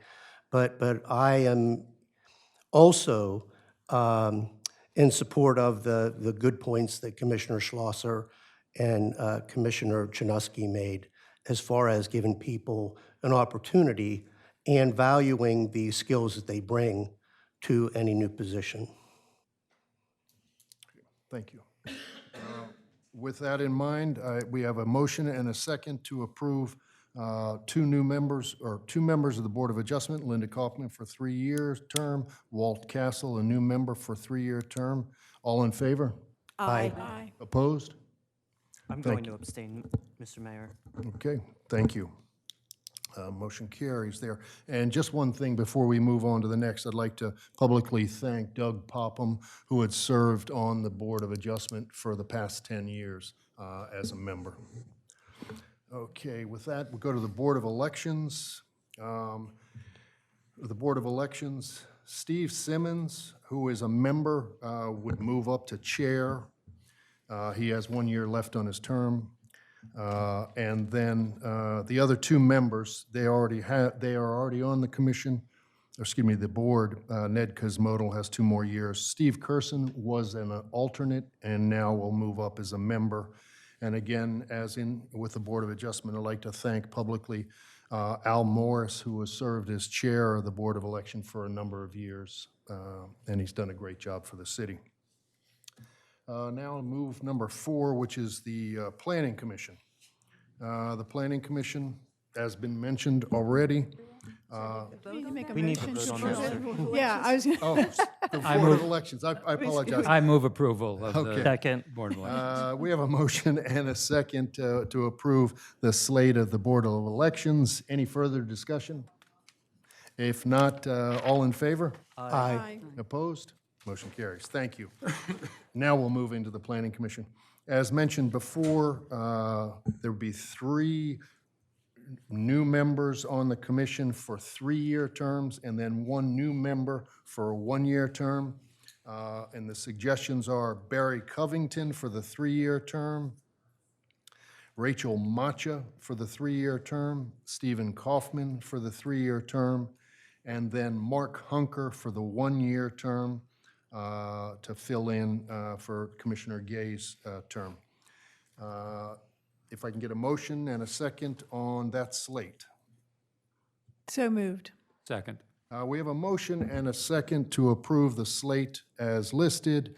3 new members for 3 years, 1 new member for 1 year. Before we take the vote, any comments? If not, all in favor?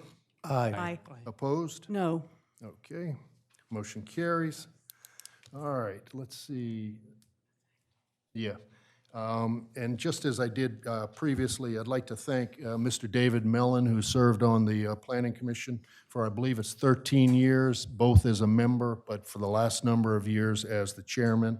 Thank you very much, David. You've taken us through some difficult times in the city, and we really appreciate it.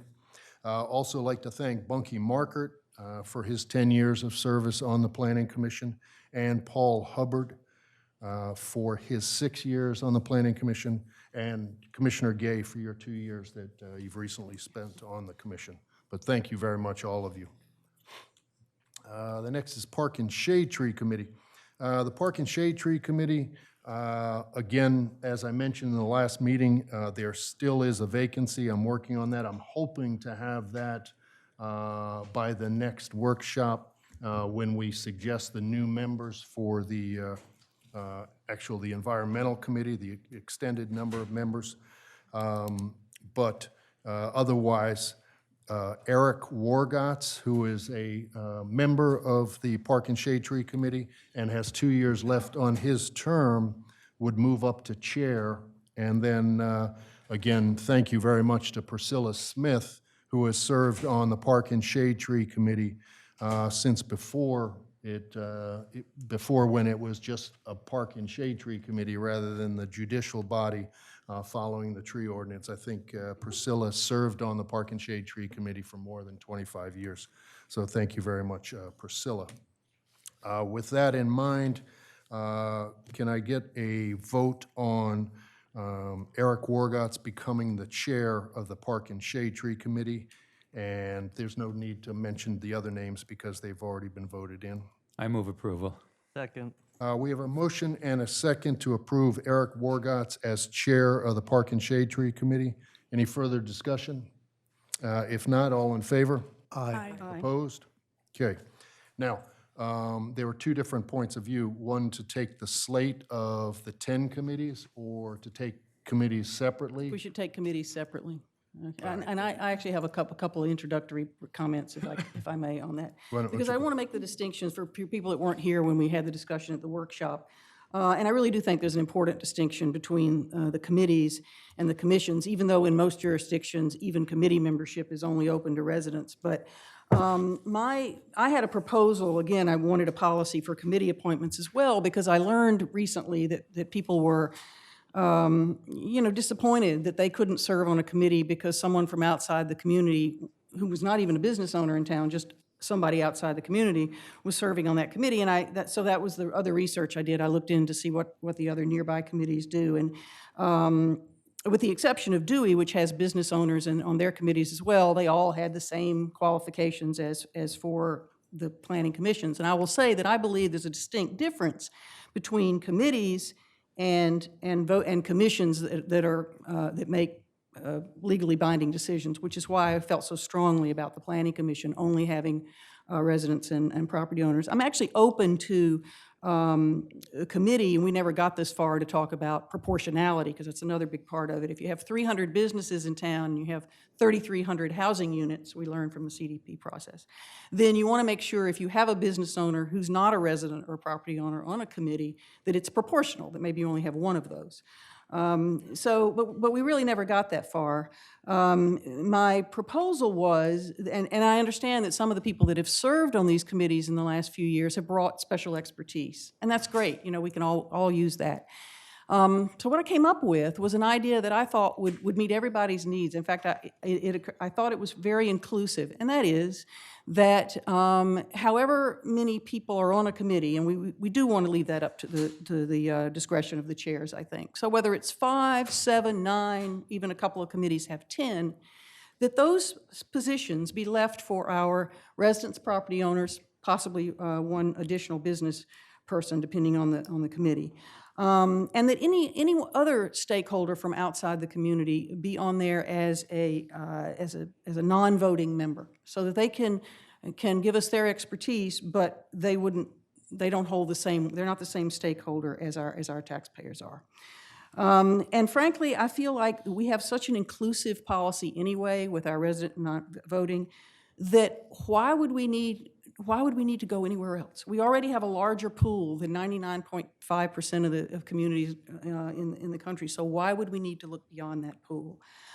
So if all of the committee members are residents and property owners, and then the commissioners who are on that committee, because I'm on a couple of committees myself, would serve as ex officio, then you've opened the door for greater participation. You've got your core group of stakeholders, you've got your non-voting members bringing expertise, you have some of us up here serving as ex officio.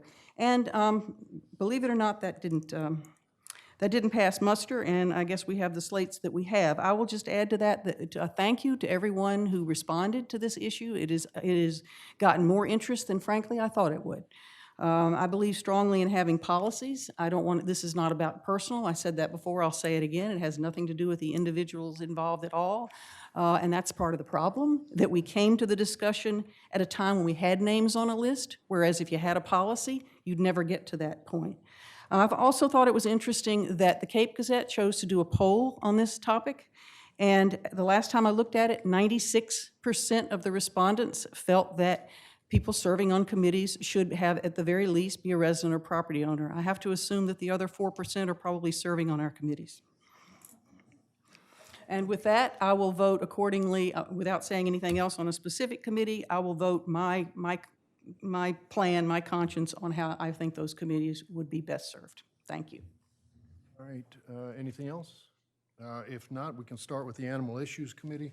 Richard Byrne, Commissioner, as Chair, Bob Harrison, Cheryl Crow, Libby Stiff, Marcia Moldees, and Ray Bryant as members. If I can get a motion and a second to approve this committee.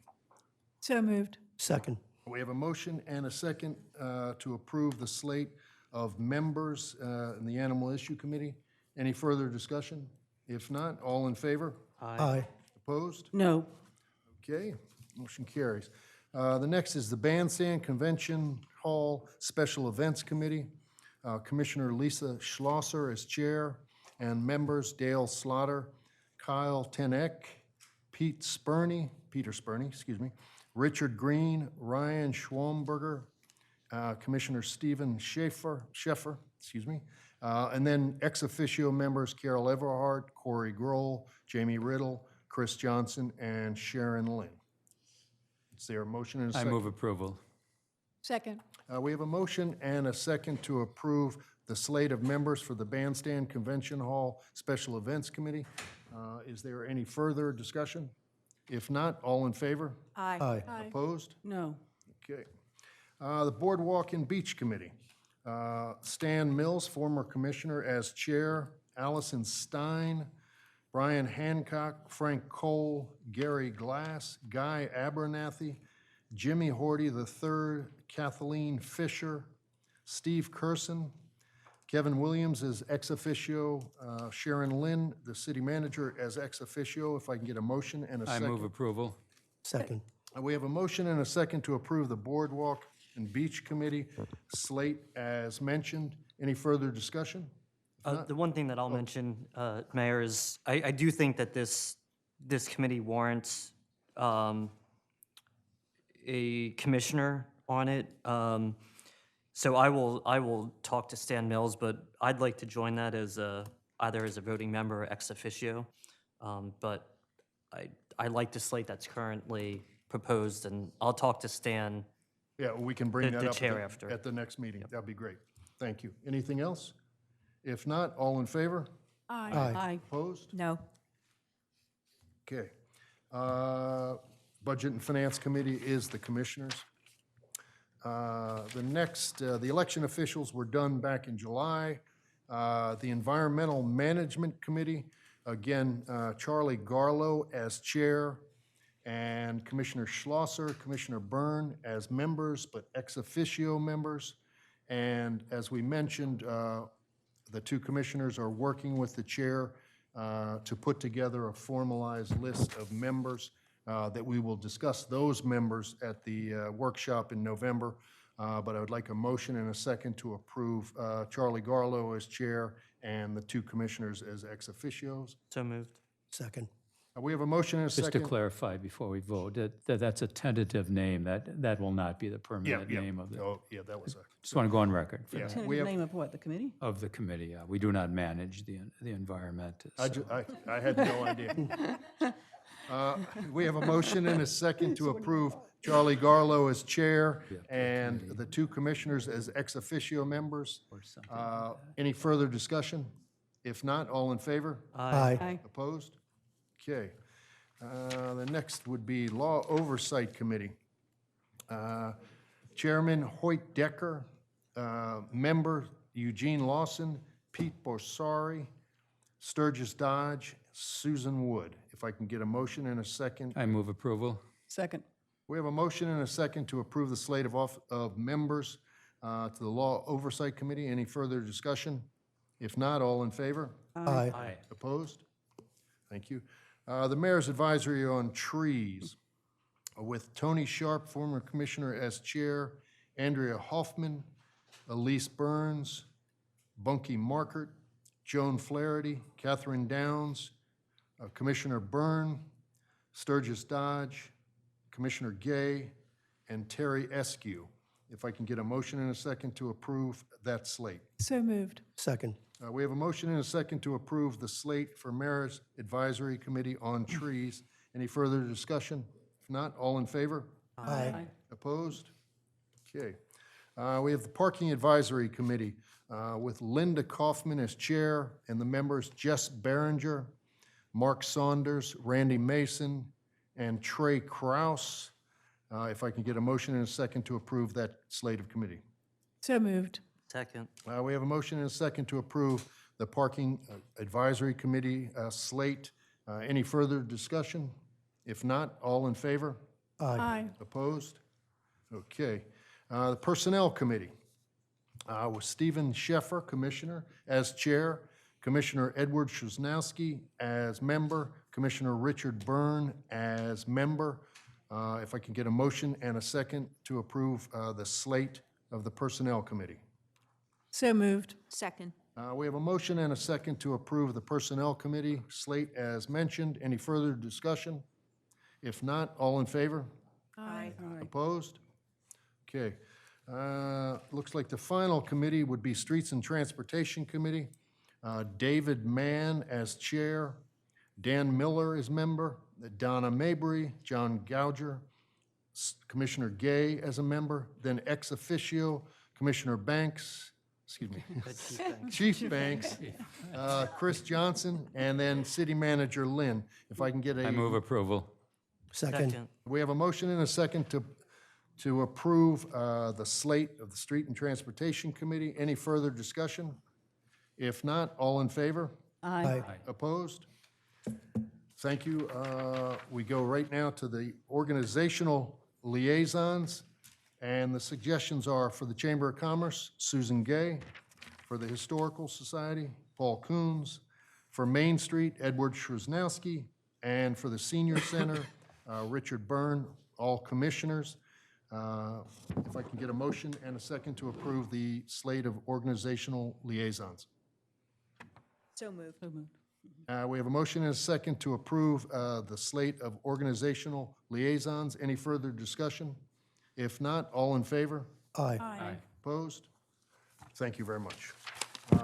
We'll move right into B, which is continued discussion by Merge Design, John Basio. We do election officials. I apologize. They're if- done do that in in August. You do that in July. Yeah, I'm right sorry I before. missed that. Yeah, I we did apologize. that in July Thank you. before. I apologize. No, that's I didn't know if we had to redo it. Sorry.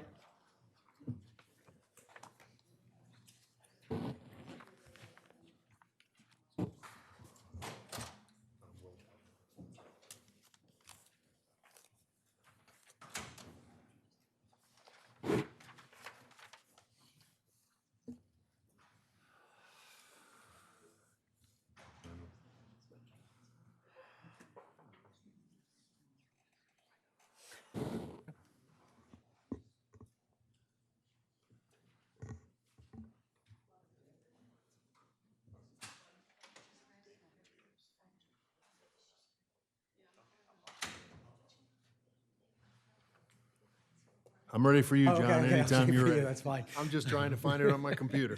That's okay. Please go ahead. Sure, thank you. Again, I'm John Bosie, I'm with Merge, and I'm back to talk to you a little bit about the wayfinding and signage program. I was here, I think in September, where we talked a little bit about the design, and you asked to come back and get a little bit more detail as to some suggestions on phasing. We've also looked at the design and expanded it out, so we would be ready to move to a reasonable next step. Just for the audience who may not have been previous to other presentations, we're an environmental graphic design firm, and we plan and design wayfinding programs. We do not, I just want to make it clear, we do not build, install, or sell signs, so we don't have an end result to this.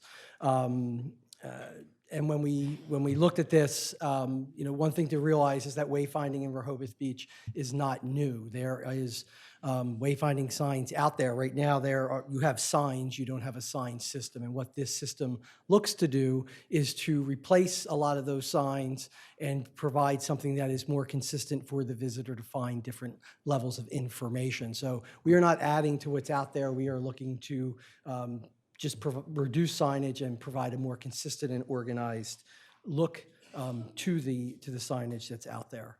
I think, when we met with many of the stakeholders through this process, and I've showed this graphic before, parking was really the big issue. So as we came up with the phasing of how we can move through this process, parking obviously is sort of high on the list of types of signs that you would look to install. I do want to sort of constantly make the point with this particular project that just running out there and putting up signs all by themselves will not solve people's ability to find their way to parking, that it needs to be supported through digital components, printed components, and all of that works together. So you'll see when we get into sort of the phasing that we think that, having a parking brochure that has very clear information and really starting to use a symbol for parking across many different communication tools is really the most important thing as we go through this. So we've, before when we had a couple different schematic design options, we had 3 or 4 sign types that we were getting sort of the general aesthetic across. So now we've moved into a little bit more of design development so that we can sort of plan out the system and show you different sort of groups of signs that you may consider. It does not mean that you have to do all of them at once, and that's how we've broken these down.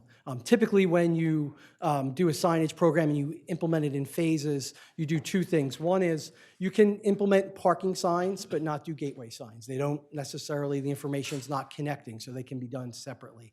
The other thing you always want to look at is trying to implement from the core out. So again, parking signs, pedestrian signs in the center, but gateway signs on the edges, you sort of move out to those elements.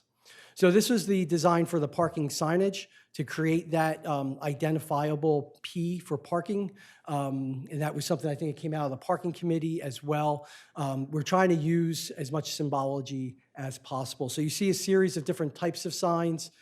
We have done sign location plans, but we're in the process. Sort of the next step is to go out in the field with staff, and if parking committee members want to come, they can come as well to locate the exact location of these. But we've done a preliminary one to get us, quantities. But there are different types of signs. There is, one on a pole that could also be on an existing pole. We know there's some signs that are going to be needed above to replace some overhead signage.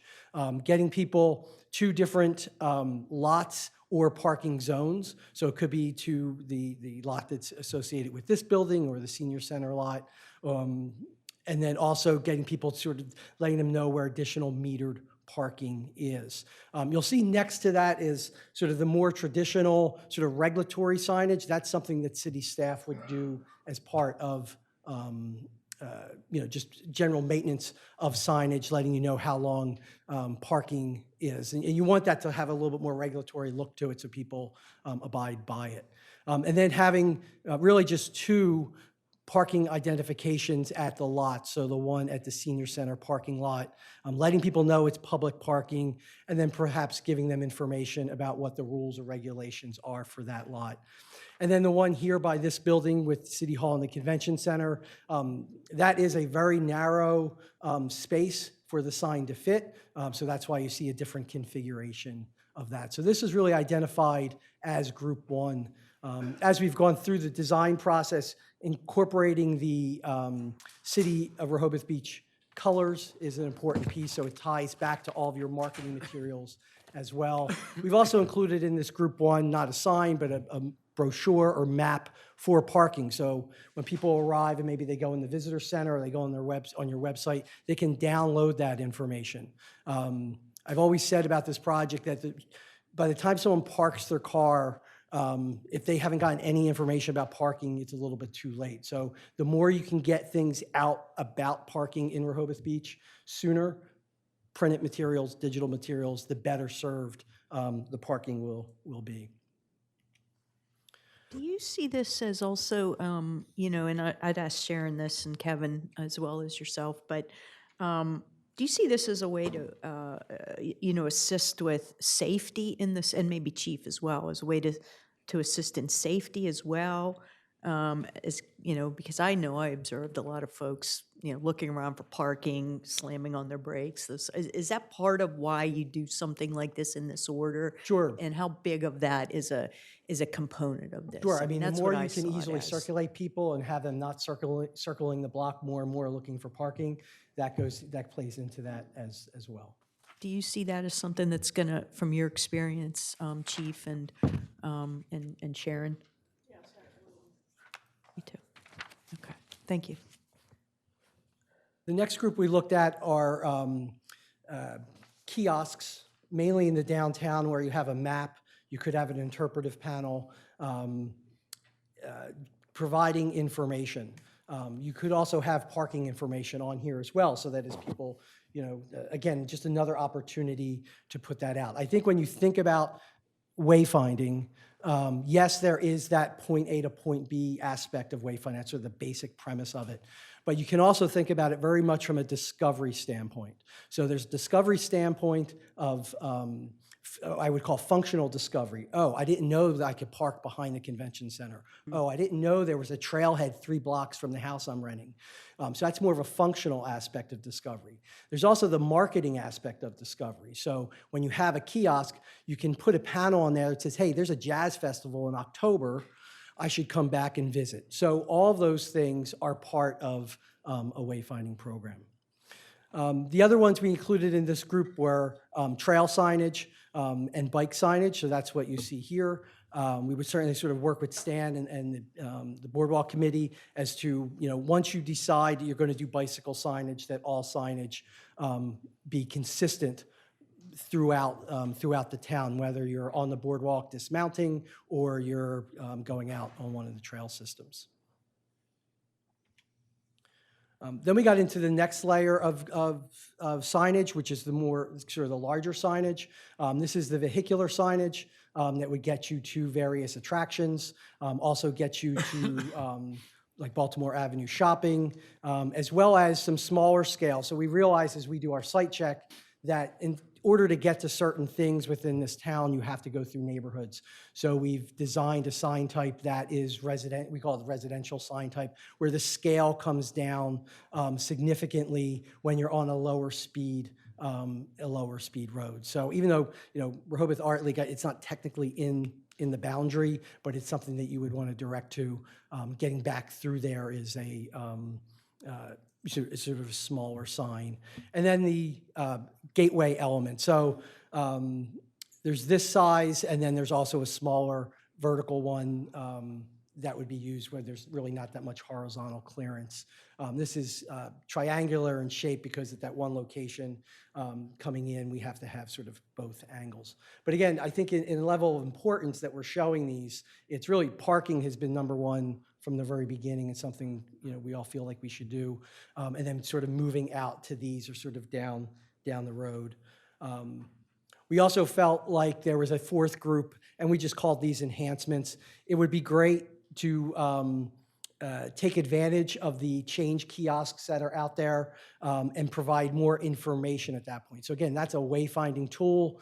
It's not necessarily getting you from point A to point B, but is definitely promoting, you could promote information there. You could have a map and let people know where certain things are so that they're nearby. But I think that's, again, in level of priority, that's group 4. So we put those 4 groups together. Group 1, again, parking, concentrating on that. Group 2 was pedestrian kiosks and maybe some bike and trail signage.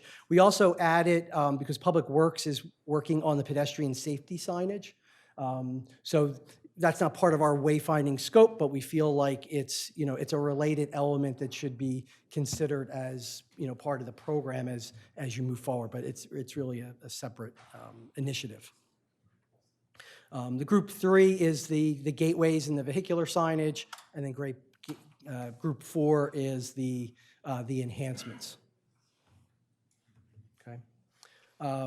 I did some zoom ins just so you can see. We have prepared preliminary sign location plans. That's where we got our quantities from. We're going to go out in the field with Evan, and if there's certain groups that want to look at certain types of signs like parking, and there's a representative wants to come out and look at locations, they're certainly welcome. So we'll be going out, taking photographs of each one, of each location, and finalizing any message. So these are the parking. These are the kiosks, and then these are the vehicular signs. Now, some of these are, you know, whenever you look at a sign location plan, people typically will jump back at me and go, wow, there's a lot of signs. That's only because of the way they're presented, that in a plan, everything is the same size. And the way you see it in an environment, if you're at a corner, you don't necessarily see the sign that's around the corner there, but in plan, you see everything at once. But some of these signs may be 18 by 24, and some may be larger. It's just the way it presents itself. And John, I would imagine, I mean, this whole project is to put new signs up, take down old signs. That's right. Because the signs that you have in those photographs, they're kind of going all over the place, whereas this may seem like a lot of signs, but if this is Right. all the signs. So it's part probably of that not site much. check also will be inventorying all the signs that are out there, so you'll have an idea of how many went up, how many went down. I'm always hesitant to tell you that there's going to be less, because there could be 2 or 3 more, or whatever the quantity is. Depending. What you'll find is that the system is more efficient. So we often will do a project and there might be 120 signs, but they're only directing to 10 destinations. And now we may do 120 signs, but you have 25 destinations. So it's a more efficient system and it's more organized. So you are planning to take down a number of. That's right. So all existing- those, many of those signs you saw at the very beginning, yeah. Those get replaced as you do this whole project. So from my perspective, what's going to make, I believe, most sense to the visitors to our town is to try to replace everything that we have. Having a mixture of the signs, I think, is not going to be, it will be confusing. So if we Right. can do this all, in my opinion, in, you know, one fell swoop, I would think that's a best approach. Yeah, And that would be the plan, your plan. right, so that's what we had provided. I didn't see the gateway in this, oh, wait a minute, it's on the backside. Never mind. Yeah. Let me ask you another question about, is the information on both sides? Usually on pedestrian directional signs and trail signs, they will be on both sides, but not vehicular. It's just because it's on the wrong side of the street and it doesn't really work. Okay. So the other thing that we provided, I don't have it up on the screen, but I think you probably have a printout from the documents, is that the order of magnitude worksheet. So again, this is a construction estimate, no different than if you were building a building, an architect gave you a construction estimate. I'm sorry, I had one more question on Sure, the no problem. removal on that topic. I just wanted to make sure I had the question right, but, and maybe this is more for the city than you, but one of the comments and one of my observations this summer where folks would see the old meter head poles and saw that there's no meter head and thought they really didn't have to pay for parking. So I'm wondering if part of this process this year then is also removing those poles that are no longer used that housed those old meter heads. Yes. Yes, they just didn't have time last year to Okay. do it. So yes. But that's part of the they're plan actually before in this the year. process of doing them now. Super. Okay, thank you. I'm sorry to interrupt you. No, I no just problem. wanted to- So we did prepare an order of magnitude worksheet based on, and I'll just maybe go back to this sheet first, where we did a phase one, which I think this is sort of your budget workshop discussion internally that you have to decide what to do. Going back to your comment was, can we do everything at once, or do we have to do it in sections? So we did put it together in these groups to say, if you're going to do it, you do them in you could do one group, you could do all four groups, you can mix and match them, but this is how certain sign types should stick together, basically. And then we gave a cost for that. We also included the parking brochure in this. And these are estimates as far as the signs, because we would bid this out, correct? Yes. Correct. So just based on other projects that we've done and the costs we've gotten back Sure. recently for similar type signs, we will be preparing the bid document, all the drawings, and then that will go out to bid for fabricators. I think where we left off last time is you guys needed sort of additional information to make a decision as to, okay, well, what will we put out to bid? Are we putting out the whole thing or sections? I had a question on the project management costs. I'm not clear why when, we have a pretty qualified facilities director. I'm sorry, I'm forgetting your title, Kevin, and parking division, quite frankly. I'm wondering why we would need to invest that much in project management. It seems we have fully capable and appropriate folks on our own staff to project manage this. That's the project manager for the fabricator installer. So they have project management internal. So what we have found with these additional items, these are additional items that the fabricator is going to charge you beyond just the cost of the sign itself. So he has to produce shop drawings. He has to project manage it in-house. Okay. So Part of the sign production. it's is part what of the you're sign saying. production. What we have found over I understand. time Okay. is that we try to give you an idea so that you don't just think it's the unit cost of the sign.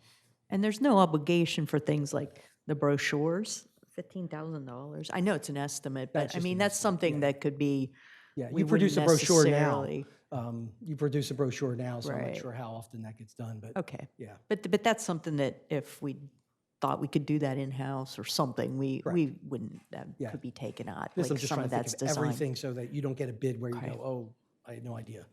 Okay, and just, I'm sorry I didn't mention this at the beginning of the conversation, but there was a piece of public correspondence related to this agenda item received from Miss Suzanne Good from Grove Street on the signage initiative. So I just wanted to make sure that was mentioned for the I did record as review well. that, and I tried Thank to you. answer some of Thank that you. in the That's great. presentation. Thank you. Thank you, appreciate it. A question. I'm sorry, go ahead. You go ahead. On the magnitude worksheet, Mm-hmm. so in phase one, I'm looking at, I counted roughly, it's about 28, maybe a little more. Is that the total number of signs? Correct. So when we go out to the field, could it go to 29 or 30 or go down to 25. It could once we get out there, but I don't see it. It's not going to go from 28 to 56, you know. You know, at the last meeting, I think one of the big issues that came up was timing, because you need to be able to move ahead in, I don't know, like January, I think you said, and one of my concerns, and it's not about, I mean, I love I think I said this before, the design and the plan for it, but we got several committees that are working on initiatives that tie into this very closely. I mean, one is the Parking Advisory Committee, and they've, you know, along with the chamber, have been evaluating the new regulations that went in last year, and signage certainly came out as one of the factors there. And I have the sense that they may be coming back to us with more recommendations or changes in regulations. And I guess I feel like we shouldn't finalize the signs until we have the final plan, so that everything's coordinated. I'm so glad to hear you say that the safety signage, even though you may not be doing it, you consider part of the overall plan, because that's another big piece, you know, that I'm very invested in is the pedestrian. And I know that is not a huge expense, but I think in terms of priority, and again, kind of being able to just factor it all in, Right. you know, there's some things There's definitely a probably don't know coordination today. issue regarding, and it depends on what they're working, because I don't know every single issue that they're working on, but when it comes to the information that's going to appear on the sign, Yes. Yes, there is some coordination that has to happen with that, but that does not hold you back from, or hold us back from doing the documentation, going out to bid. The message can change, once you award it and they get into production, then we need the message. So it's not, you know what I mean? You can change, if something's 3 hours and it's going to change to 2 hours or 5 hours. Okay. When they're ready to print it, that's when we need the information. But it doesn't, we don't want to hold up the whole process Right.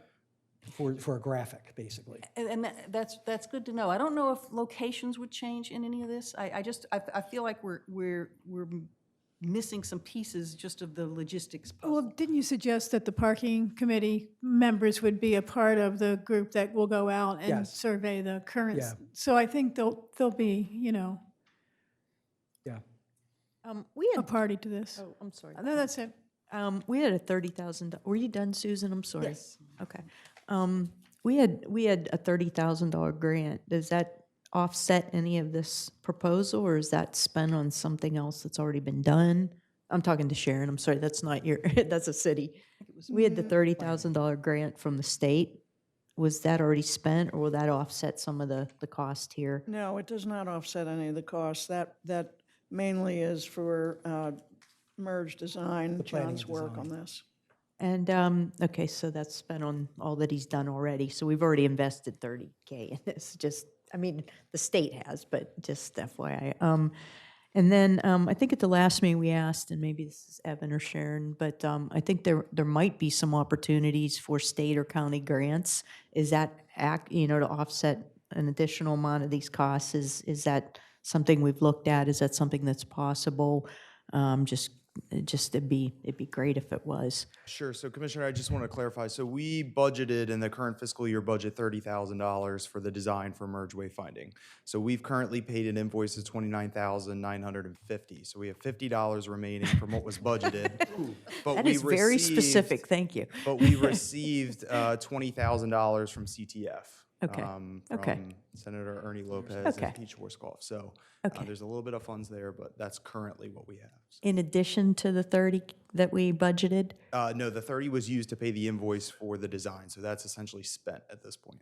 Is that the money from the state? No, Oh, so we we've- have an additional amount from the We have state? additional 20,000 from Senator Lopez. So say this was the final proposal, or minus 20, so it's Right. 30 minus 20, Right. so. You have the if 20 they- from the state for, Got that it. could go through. So we have 20 fabrication. so far. Do we have any other opportunities for grants or funding outside of our own budget? Okay, I mean, we'll always look for them. of course, yeah, of course. I know you guys are doing that now, so. That goes back to your timing, again, to your timing issue, that takes time, where if you wanted to do everything at once and get it done by May, just the timing of the grants and availability would slow that down.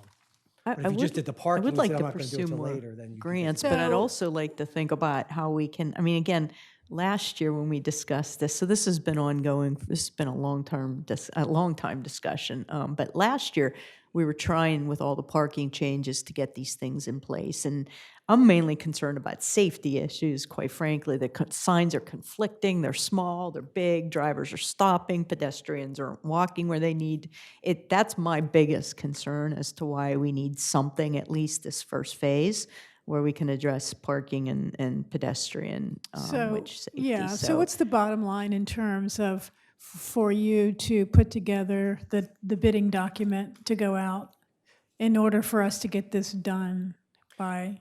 So what we're looking to do is just document the whole thing so you have everything.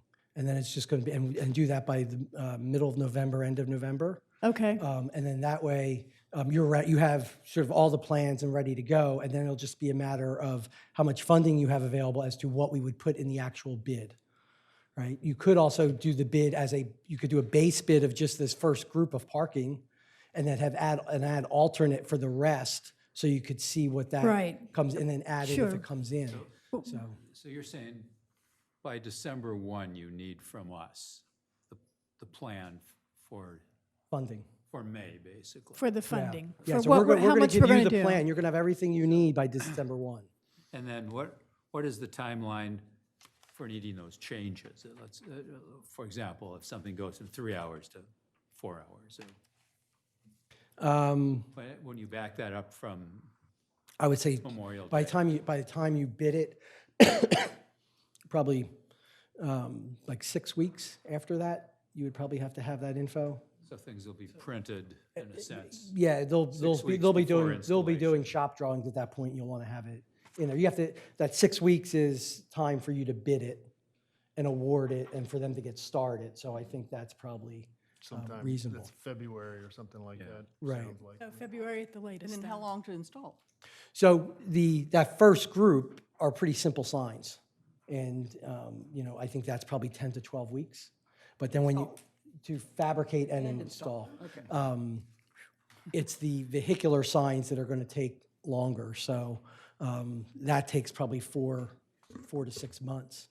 So again, you would have to award, if you were going to do the whole thing, and this is what we talked about last time, you'd have to have the money ready to bid it by January 1st. That's what I wanted Yeah. to know. So Yeah, that's what I wanted to know. For the whole thing. Right, for the whole thing. I mean, if, for example, it's all put in front of us December 1st, I think between December 1st and January 1st, we have to make a decision on how to do it, 1, 2, 3, 4, or all of it, and so we can give the city manager the Well, opportunity. and as I understood from the city manager, we have funds that we can use to do this and make that decision to move forward. Is that correct? Yes, the quick answer is yes, but, so just to elaborate on that very briefly, the commissioners adopt the budget by fund instead of by line item, so we would adopt the general fund, wastewater, water fund. And by doing that, and what you have on a monthly basis, we give you the year-to-date expenditures, in your monthly budget reports, and we forecast them, Bert and I, through year end. So those expenditures are really, we look at what's budgeted and what's forecast, and you also have that on in your information. So by having, by looking at this, we can predict variances that might come up, and obviously we budget very conservatively. So for instance, in the parking, we budgeted very close to what last year's revenues were. And as we said earlier, we exceeded revenues by approximately $1 million.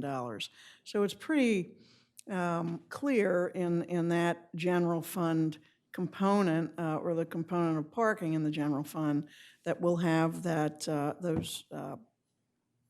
those monies available that can be further appropriated. And how we do that is through a budget amendment. So it's an amendment to the budget that's already been adopted by the commissioners, and that's done administratively. So the independent auditors, when they look at things at the end of the fiscal year, that they see that we didn't exceed our budget, there's a formal budget amendment that's processed. So it's kind of like the brief version of how government accounting works. I have one thing. So it just looks to me, and I mean, I'm sure you'll try to get consensus on this, Mayor. But just from what I've heard, I think and I understand this is an estimate, so it's what, 130K, and we have 20K in state grant money already. This is more for Evan and Sharon, and then so we're down to, it's say roughly 130 minus 2110. And then I guess what I'd like to ask the other commissioners, to me, I think a $15,000 or whatever it ends up being investment in brochures seems to be pretty extravagant. I mean, we have a communication director, we have the information. People don't like paper in general. I mean, we have apps, we have all kind of things. So that just seems like something we should really strongly reconsider putting that in here. You're down under 100K for something that's going to, help all of us navigate around and improve pedestrian safety, and seems to be a reasonable investment. And again, I know it's an I would also add to your comment, though, that by doing all of it at once, there's an economy of scale that comes with that, right? Doing all, you mean all four? All four at once. There's an economy Oh, of scale. okay. Good point. And with those point. additional items, I separated out, like, if they do shop drawings, when they sit down and do it all at once, that's different than having to separate it. So there is an economy of doing it all. Fair point. Advantageous to get the whole package. Okay. And then at that point in time, because this is 4 different packages. Gotcha. Okay. Correct. And we makes actually sense. do distribute, and people do pick up many of the parking brochures. So, visitors don't always look online, and we give a lot of them out. And they are maybe designed with a printing firm already. We do that, and they have to be printed. Some of that is done in-house with the design folks, but we don't have any art director or graphic designer in-house that could do that. We want professional-looking brochures to go with our new professional sign design. I don't think, We'll just do it. We'll just do it. Yeah. I want this to work. And I know if the brochure is out there, we'll just do it to make sure I just want everything Exactly. to match. Exactly. Because I'm a graphic designer, everything has to match. As Commissioner Gay pointed out before, there's a lot of moving parts here, and I assume that in the near future, the parking committee is going to be coming to this body with recommendations. How does that fit into what changes there may be into the signage, the brochure?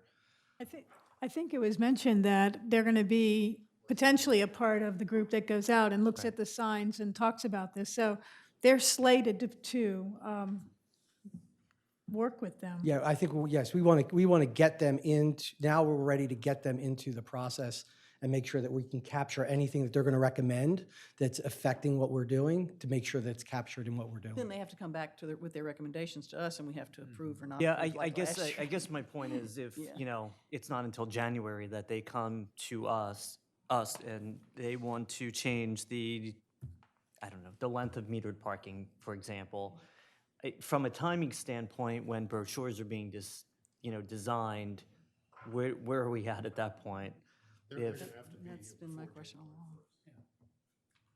So, as soon as we can. I just want to make sure we're all on the same page.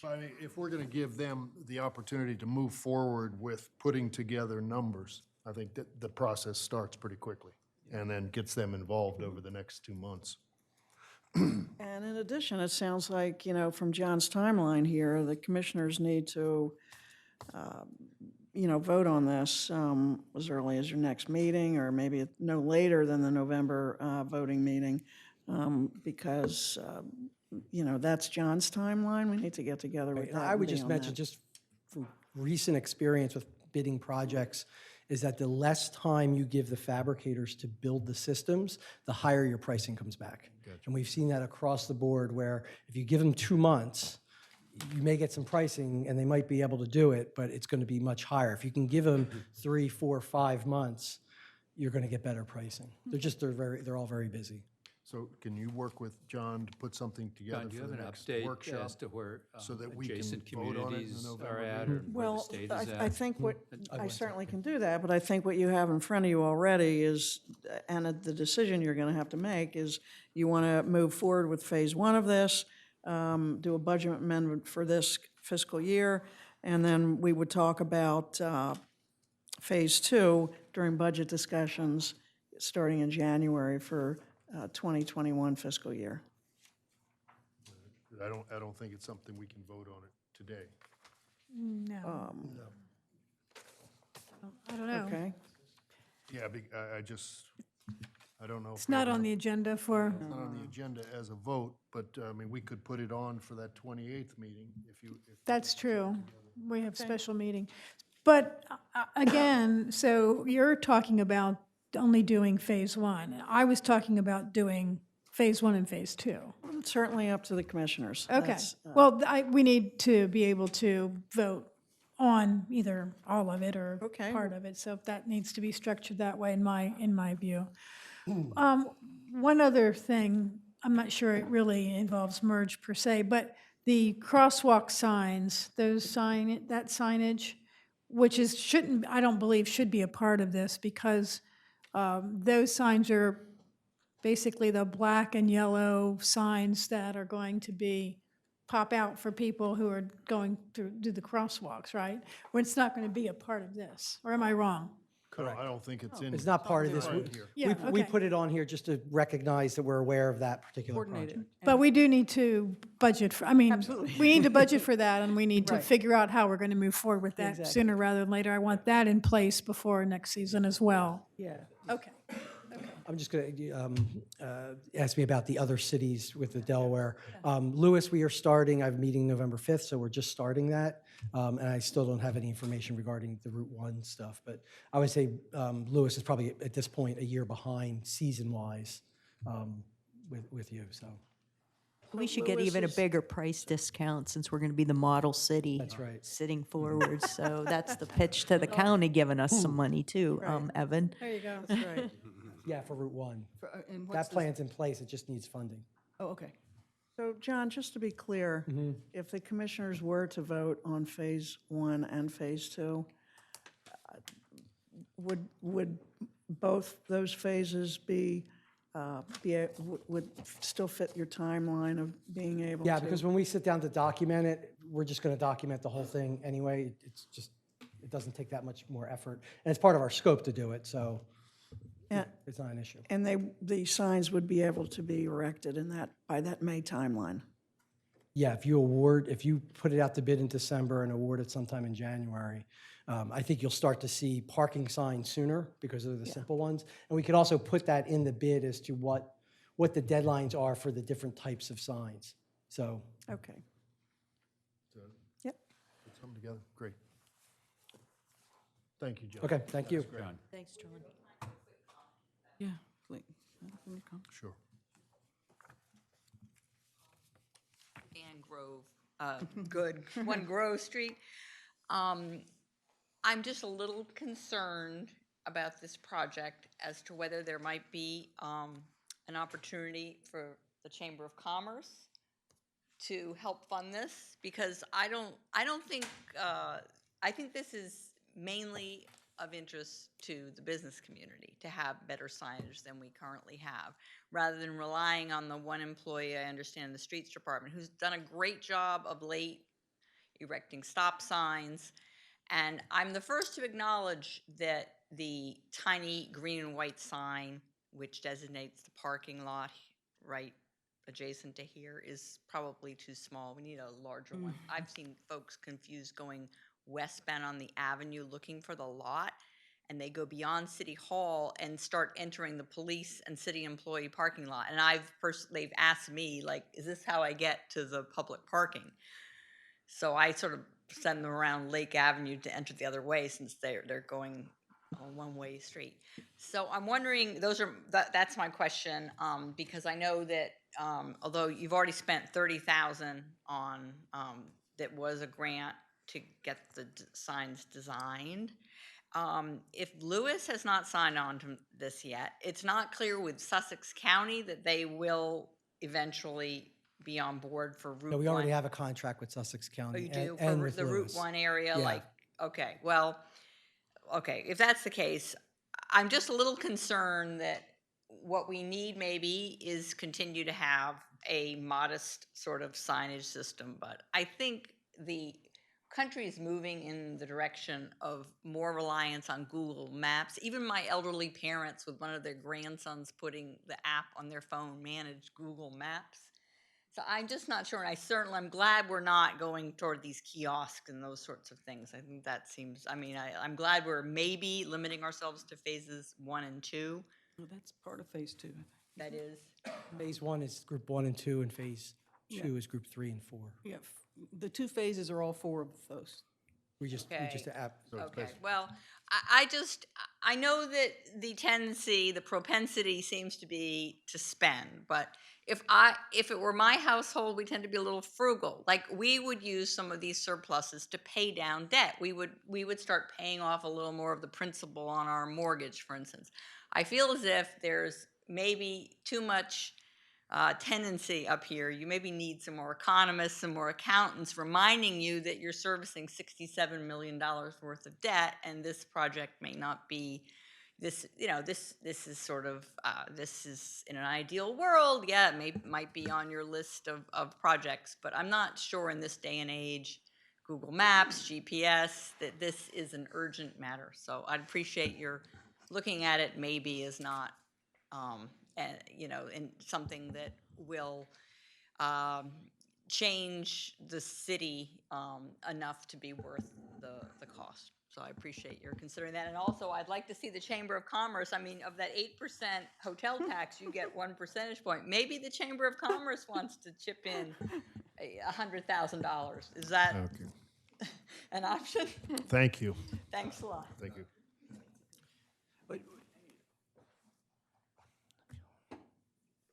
Oh, a different perspective out here. Good evening. Stan Mills, 34 Maryland, number 1. Thank you for letting me speak. As a former sign company owner, I do like this project. I think it's great.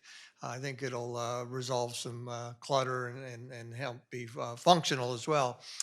Really, what I wanted to say was to address you to reiterate my longstanding advocacy for streetscape improvements for Wilmington Avenue and Baltimore Avenue, and the connector streets on First Street and Second Street to get you to Rehoboth Avenue. And as this is mentioned in the CDP, my hope, because again, this is a longstanding advocacy, my hope is that in the next budget, you hire somebody, or you amend the budget and do it sooner, hire a planner or engineer to start design of what we want Wilmington and Avenue and Baltimore Avenue, those connectors to look like.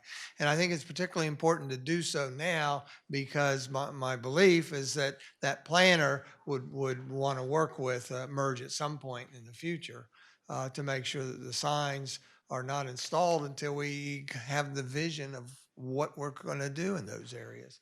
And by looking at your planning there and looking at your number of signs on Baltimore and Wilmington, I don't think it's going to hold up the project at all to get a planner in place and take whatever time they need to do it. Thank you very much. Thank you. I guess, I'm glad we have the extra, I'm sorry, go ahead, please. I'm Randy Mason from 16 St. Michael's, and I am on the parking committee. We were brought in, I guess, last month and saw this presentation. I just want to remind you all that included in our recommendations from last year, we tried to stress the importance of the signage to accompany any changes. The signage didn't happen and changes did. And I think the overwhelming response that we heard about the problems that resulted from any changes was the lack of signage. And that by adding this signage, we're going to be able to deal with most of those. There are still some decisions to be made and some of them are the result of problems that resulted from the lack of signage, unfortunately. But I would like to urge you to move forward with this because this is an important component. Thank you, Randy. Susan? I was just going to say, I agree with that. We need the parking and the pedestrian signage especially. I guess for overall, I'm glad we have that extra $1 million from the parking revenue, but in very short order, there's going to be a lot of competition for that. I mean, what we heard today from Stan about the recycling program, I think, you know, we have to do that, and it's more than just a trial basis. It needs to be everywhere, as we talked about. And family restrooms are another priority, and those have to be designed and built, and that's absolutely critical. So I feel like soon we're going to have a lot of competition for this fund. So we have to move more quickly on this than perhaps on those others. I just have to hope that we have room for it all, because I mean, I think this is something, as a couple people mentioned in the audience, or commissioners, that we've been focused on the signage situation for over a year or so, and I think it's very good for us to focus on having it done by May. But I think the things you're talking about, obviously, as we get into the budget session, as we look at the capital improvement plan, these are things that are in there or should be in there. And Okay. I'm sure it'll come up over the next few months. Okay, great. With that. Mr. Mayor, oh, can I sorry, just Mark. ask one other point, and it's been referenced a few times. So Commissioner Gay just mentioned again $1 million surplus in the parking, but we don't know where we may be under budget, so let's not just assume that we've got an extra $1 million to spend. Right. And I agree with Ms. Good's comment that we do need to be fiscally responsible, and just because we have an extra $1 million doesn't mean we should just find things to spend it on. But I do think this is an important project. One last question for you, sir. One of the biggest frustrations I heard from people this year was the lack of signage and information on I guess there's 4 kiosks on Baltimore and 4 kiosks on Wilmington Avenue that were new this past year, and I'm not seeing signage for those in this plan at all. Are you talking about the parking? Parking kiosk. The parking kiosks. Yeah, that's not part of the Of scope. this. Yeah. And But I mean, if there was, we could design something, if there was specific language you wanted to appear so that, and you're going to get into this as you move beyond just what we're doing from a wayfinding standpoint, you'll have a design language. So if you do want to add things there that are specific language to the kiosks, you could, and we can do a layout so that everything matches, but that's more of an operational thing, I think, than a City wayfinding. manager, is that something that's being, that you're looking at, is signage on those streets related to where people pay to park? Yes, I mean, in addition to what we have part of this, we would certainly, include both of those streets as, in addition to First and Second Street, wherever we have that. Okay.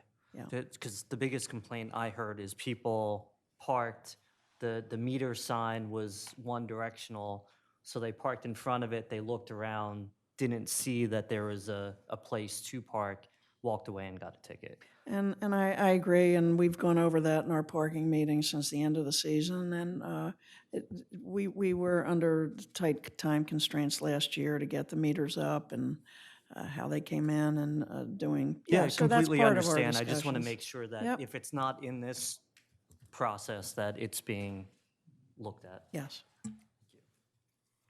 Okay, thank you. Thank you. Thanks, John. Very helpful. We'll move right into old business C, which is consideration and possible vote on a resolution setting the public hearing date relating to the proposed administrative variance ordinance. This is just to set the date, vote on a resolution to set the date. And I would imagine we should be looking at 15th of November, which is our regular meeting. Right. Any comments? This is the ordinance that you reviewed during the workshop meeting, the administrative variance ordinance that would allow variances from the zoning code as to setbacks of up to a foot. So as the mayor said, this would just be setting a public hearing to take comment from the public on this proposed ordinance. So the discussion, if we set the public hearing tonight for the 15th, the discussion and the public hearing would all take place on the 15th. That's right. And- So you need a motion to adopt the resolution that's before I you. move we adopt a resolution to set a public meeting. A second. We have a motion and a second to adopt the resolution to set a public meeting for November 15th, amending the Rehoboth Beach Municipal Code, Chapter 270, by inserting a new section 270-28 relating to the administrative grant of dimensional variances. Any further discussion? I just have a process question. So all of our discussion would take place then as well before the public hearing, but it would all take place at that point, none today, correct? Yeah. Okay. Any further discussion? Can I get a motion and a second? You get the motion? We did. I We got the motion and motion. second. I've got so many tonight, sorry. Getting confused. We have a motion and a second to approve this resolution. All in favor? Aye. Aye. Opposed? Thank you. Okay, the next is, again, a consideration and possible vote on resolution setting a public hearing regarding the potential amendments to 270-46.1.2 relating to wireless communications facilities and the approval of the conditional use thereunder. Again, the setting of the date would be for the 15th of November for the public hearing. Again, we discussed this at our last meeting. Further, anything you'd like to add? Commissioners, if you recall, this was, the issue here was whether special exceptions under the new wireless communications facility ordinance would go to the Board of Adjustment as a special exception, or whether they'd come to you for approval as a conditional use. So the ordinance is before you at Exhibit A. What you'll see is that I literally struck the word special exception wherever it appeared in the ordinance and inserted conditional use. So these would all be conditional uses that would come to the commissioners for your approval. And again, So- I'm sorry. So, go ahead. I'm just going to say, and again, it's just a resolution setting the public hearing. Right, so I'll make the motion to set the resolution hearing for the 15th, 15. proposing that on the subject of amending the Rehoboth Beach Municipal Code, Chapter 270, by amending Section 270-46.1.2 relating to conditional use approval for certain wireless communications facilities. Second. We have a motion and a second to approve the resolution to set a date for a public hearing on November 15th, amending the Rehoboth Beach Municipal Code, Chapter 270, by amending Section 270-46.1.2. Any further discussion? Just, Mayor, just a reminder that as part of that, really, I think it'd be beneficial for the public to see what the overall plan is from the vendors overall, so we're not just doing a piecemeal approval. So it's just a recommendation, and that we have that as part of this discussion. Understand the question. Yeah, I'm not sure Well, you what you're agreed to asking do for. it last time. It was basically that we have Verizon, AT&T, whoever else is putting up towers to come in and just give us an idea of where they want to place towers and what kind over the next year. That wouldn't be in connection with the adoption of this ordinance, though, because this ordinance is just saying that they have to come to the commissioners when they're ready to come to the commissioners. I think you're give saying us a you want to plan. see an overall Yeah, plan. that makes when sense. they- Well, when we they're want ready. to see the plan at some point. I thought we agreed to do it as part of They this do have to last come to us time. then for Yeah. conditional use, right? Yeah, that's okay. what this Right, this that's what I says. thought. But Okay. just to be clear, Yeah, yeah. Solicitor, the way that this has now been written, Right. coming to us instead of the Board of Adjustments, it's harder to say no. We can just put more restrictions or conditional use on it. That's correct. The standard is less burdensome on a conditional use versus a special exception. But that, again, that's, again, this will be the topic of a conversation and a public hearing. I think that this is a little bit different, though, and I remember the conversation that we Okay. had at the workshop meeting. This is just ensuring that there's a mechanism to get approvals for these limited subset, and the approval would be. Okay, it's not actually to approve anything. This is not actually approving. Got any it. of Okay, this. I'm sorry. Thanks for the clarification. And is there still I'm good then. discussion to be had on whether it would be a special exception or conditional use? No, or that's what's going to be discussed at the public hearing? Public hearing. What I heard from you all during the workshop is that the consensus seemed to be a preference that it be a conditional use approval before the Board of Commissioners rather than a special exception. Right. So that's the way the ordinance is drafted. Okay. And there's opportunity to discuss good reasoning behind that, because otherwise, given the situation, and I guess with the law nationally, they're able to do this anyway. Putting conditional use in place gives us some, input to what they might do. Anything further? If not, I've already read that all. All in favor? Aye. Opposed? Thank you. Okay, now we go on to E, which is consideration and possible vote on draft water tower lease agreement between the City of Rehoboth Beach and Verizon Wireless to place apparatus on city-owned property.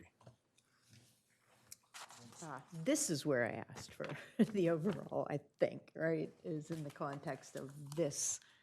Okay, well, again, this is a water tower lease agreement with Verizon. So as I think you've heard me say many times, the temporary structure was put up around the water tower at Second Street 2 summers, and they had asked, Verizon had asked for a permanent lease agreement. That's what this is, and they'll come in after, if this is approved, before the summer, next summer, and then put up that permanent structure with rental payments to the city of $30,000 and everything else legal-wise that Mr. Mandelis worked out with Mr. David Lozier. Commissioner Saucer, I think this is where you asked for a sketch of what would actually be And placed. there is one there, right? Last 2 pages. Right, yeah. Yeah, for this tower. There's a sketch for this tower in the last 2 pages. I was talking about an overall, but I can talk about this later, it's getting late. I understand this has been going on for a couple of Okay, years, yeah. so I got this one. So I Thank can you. address my other issue later. Thank you. Yes. Yes. Mm-hmm. But I know this has been a request for a couple And of years. this one has been out there yeah. for a while, and I think Yep. that since you got through the Understand.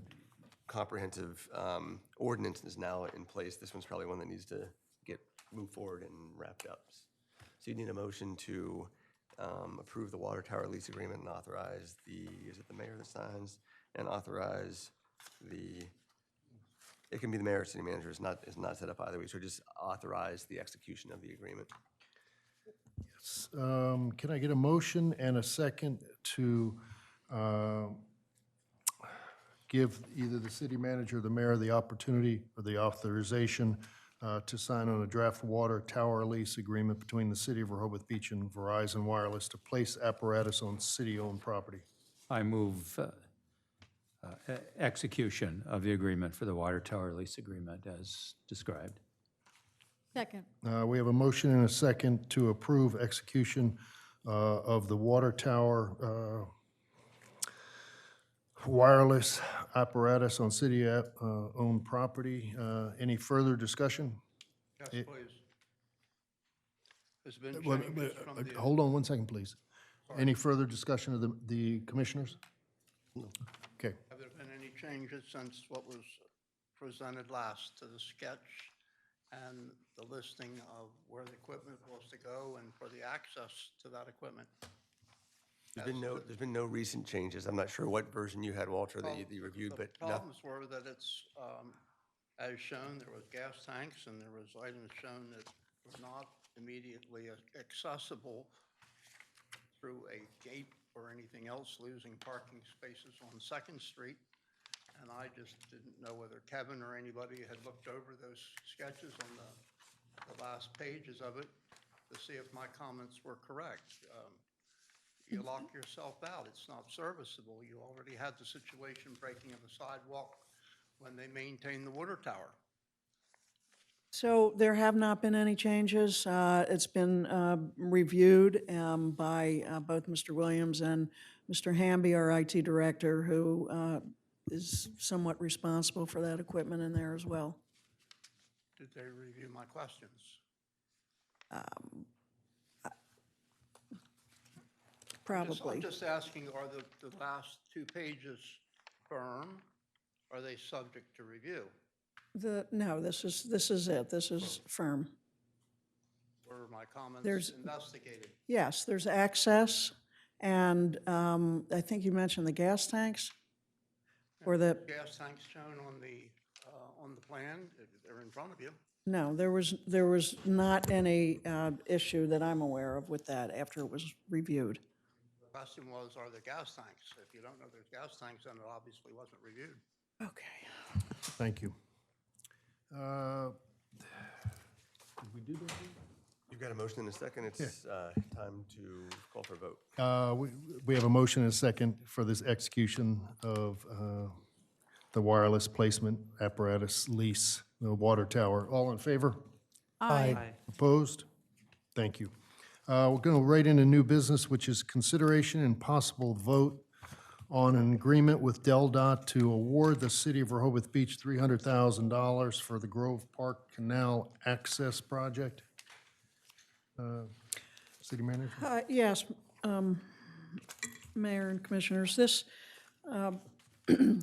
this was given a state project number and reviewed by DelDOT and, of course, by the city. This is an agreement that we've seen similar, excuse me, similar language before in grant funding from DelDOT. So it basically transfers the sum of $300,000 once this is signed by both DelDOT and the city.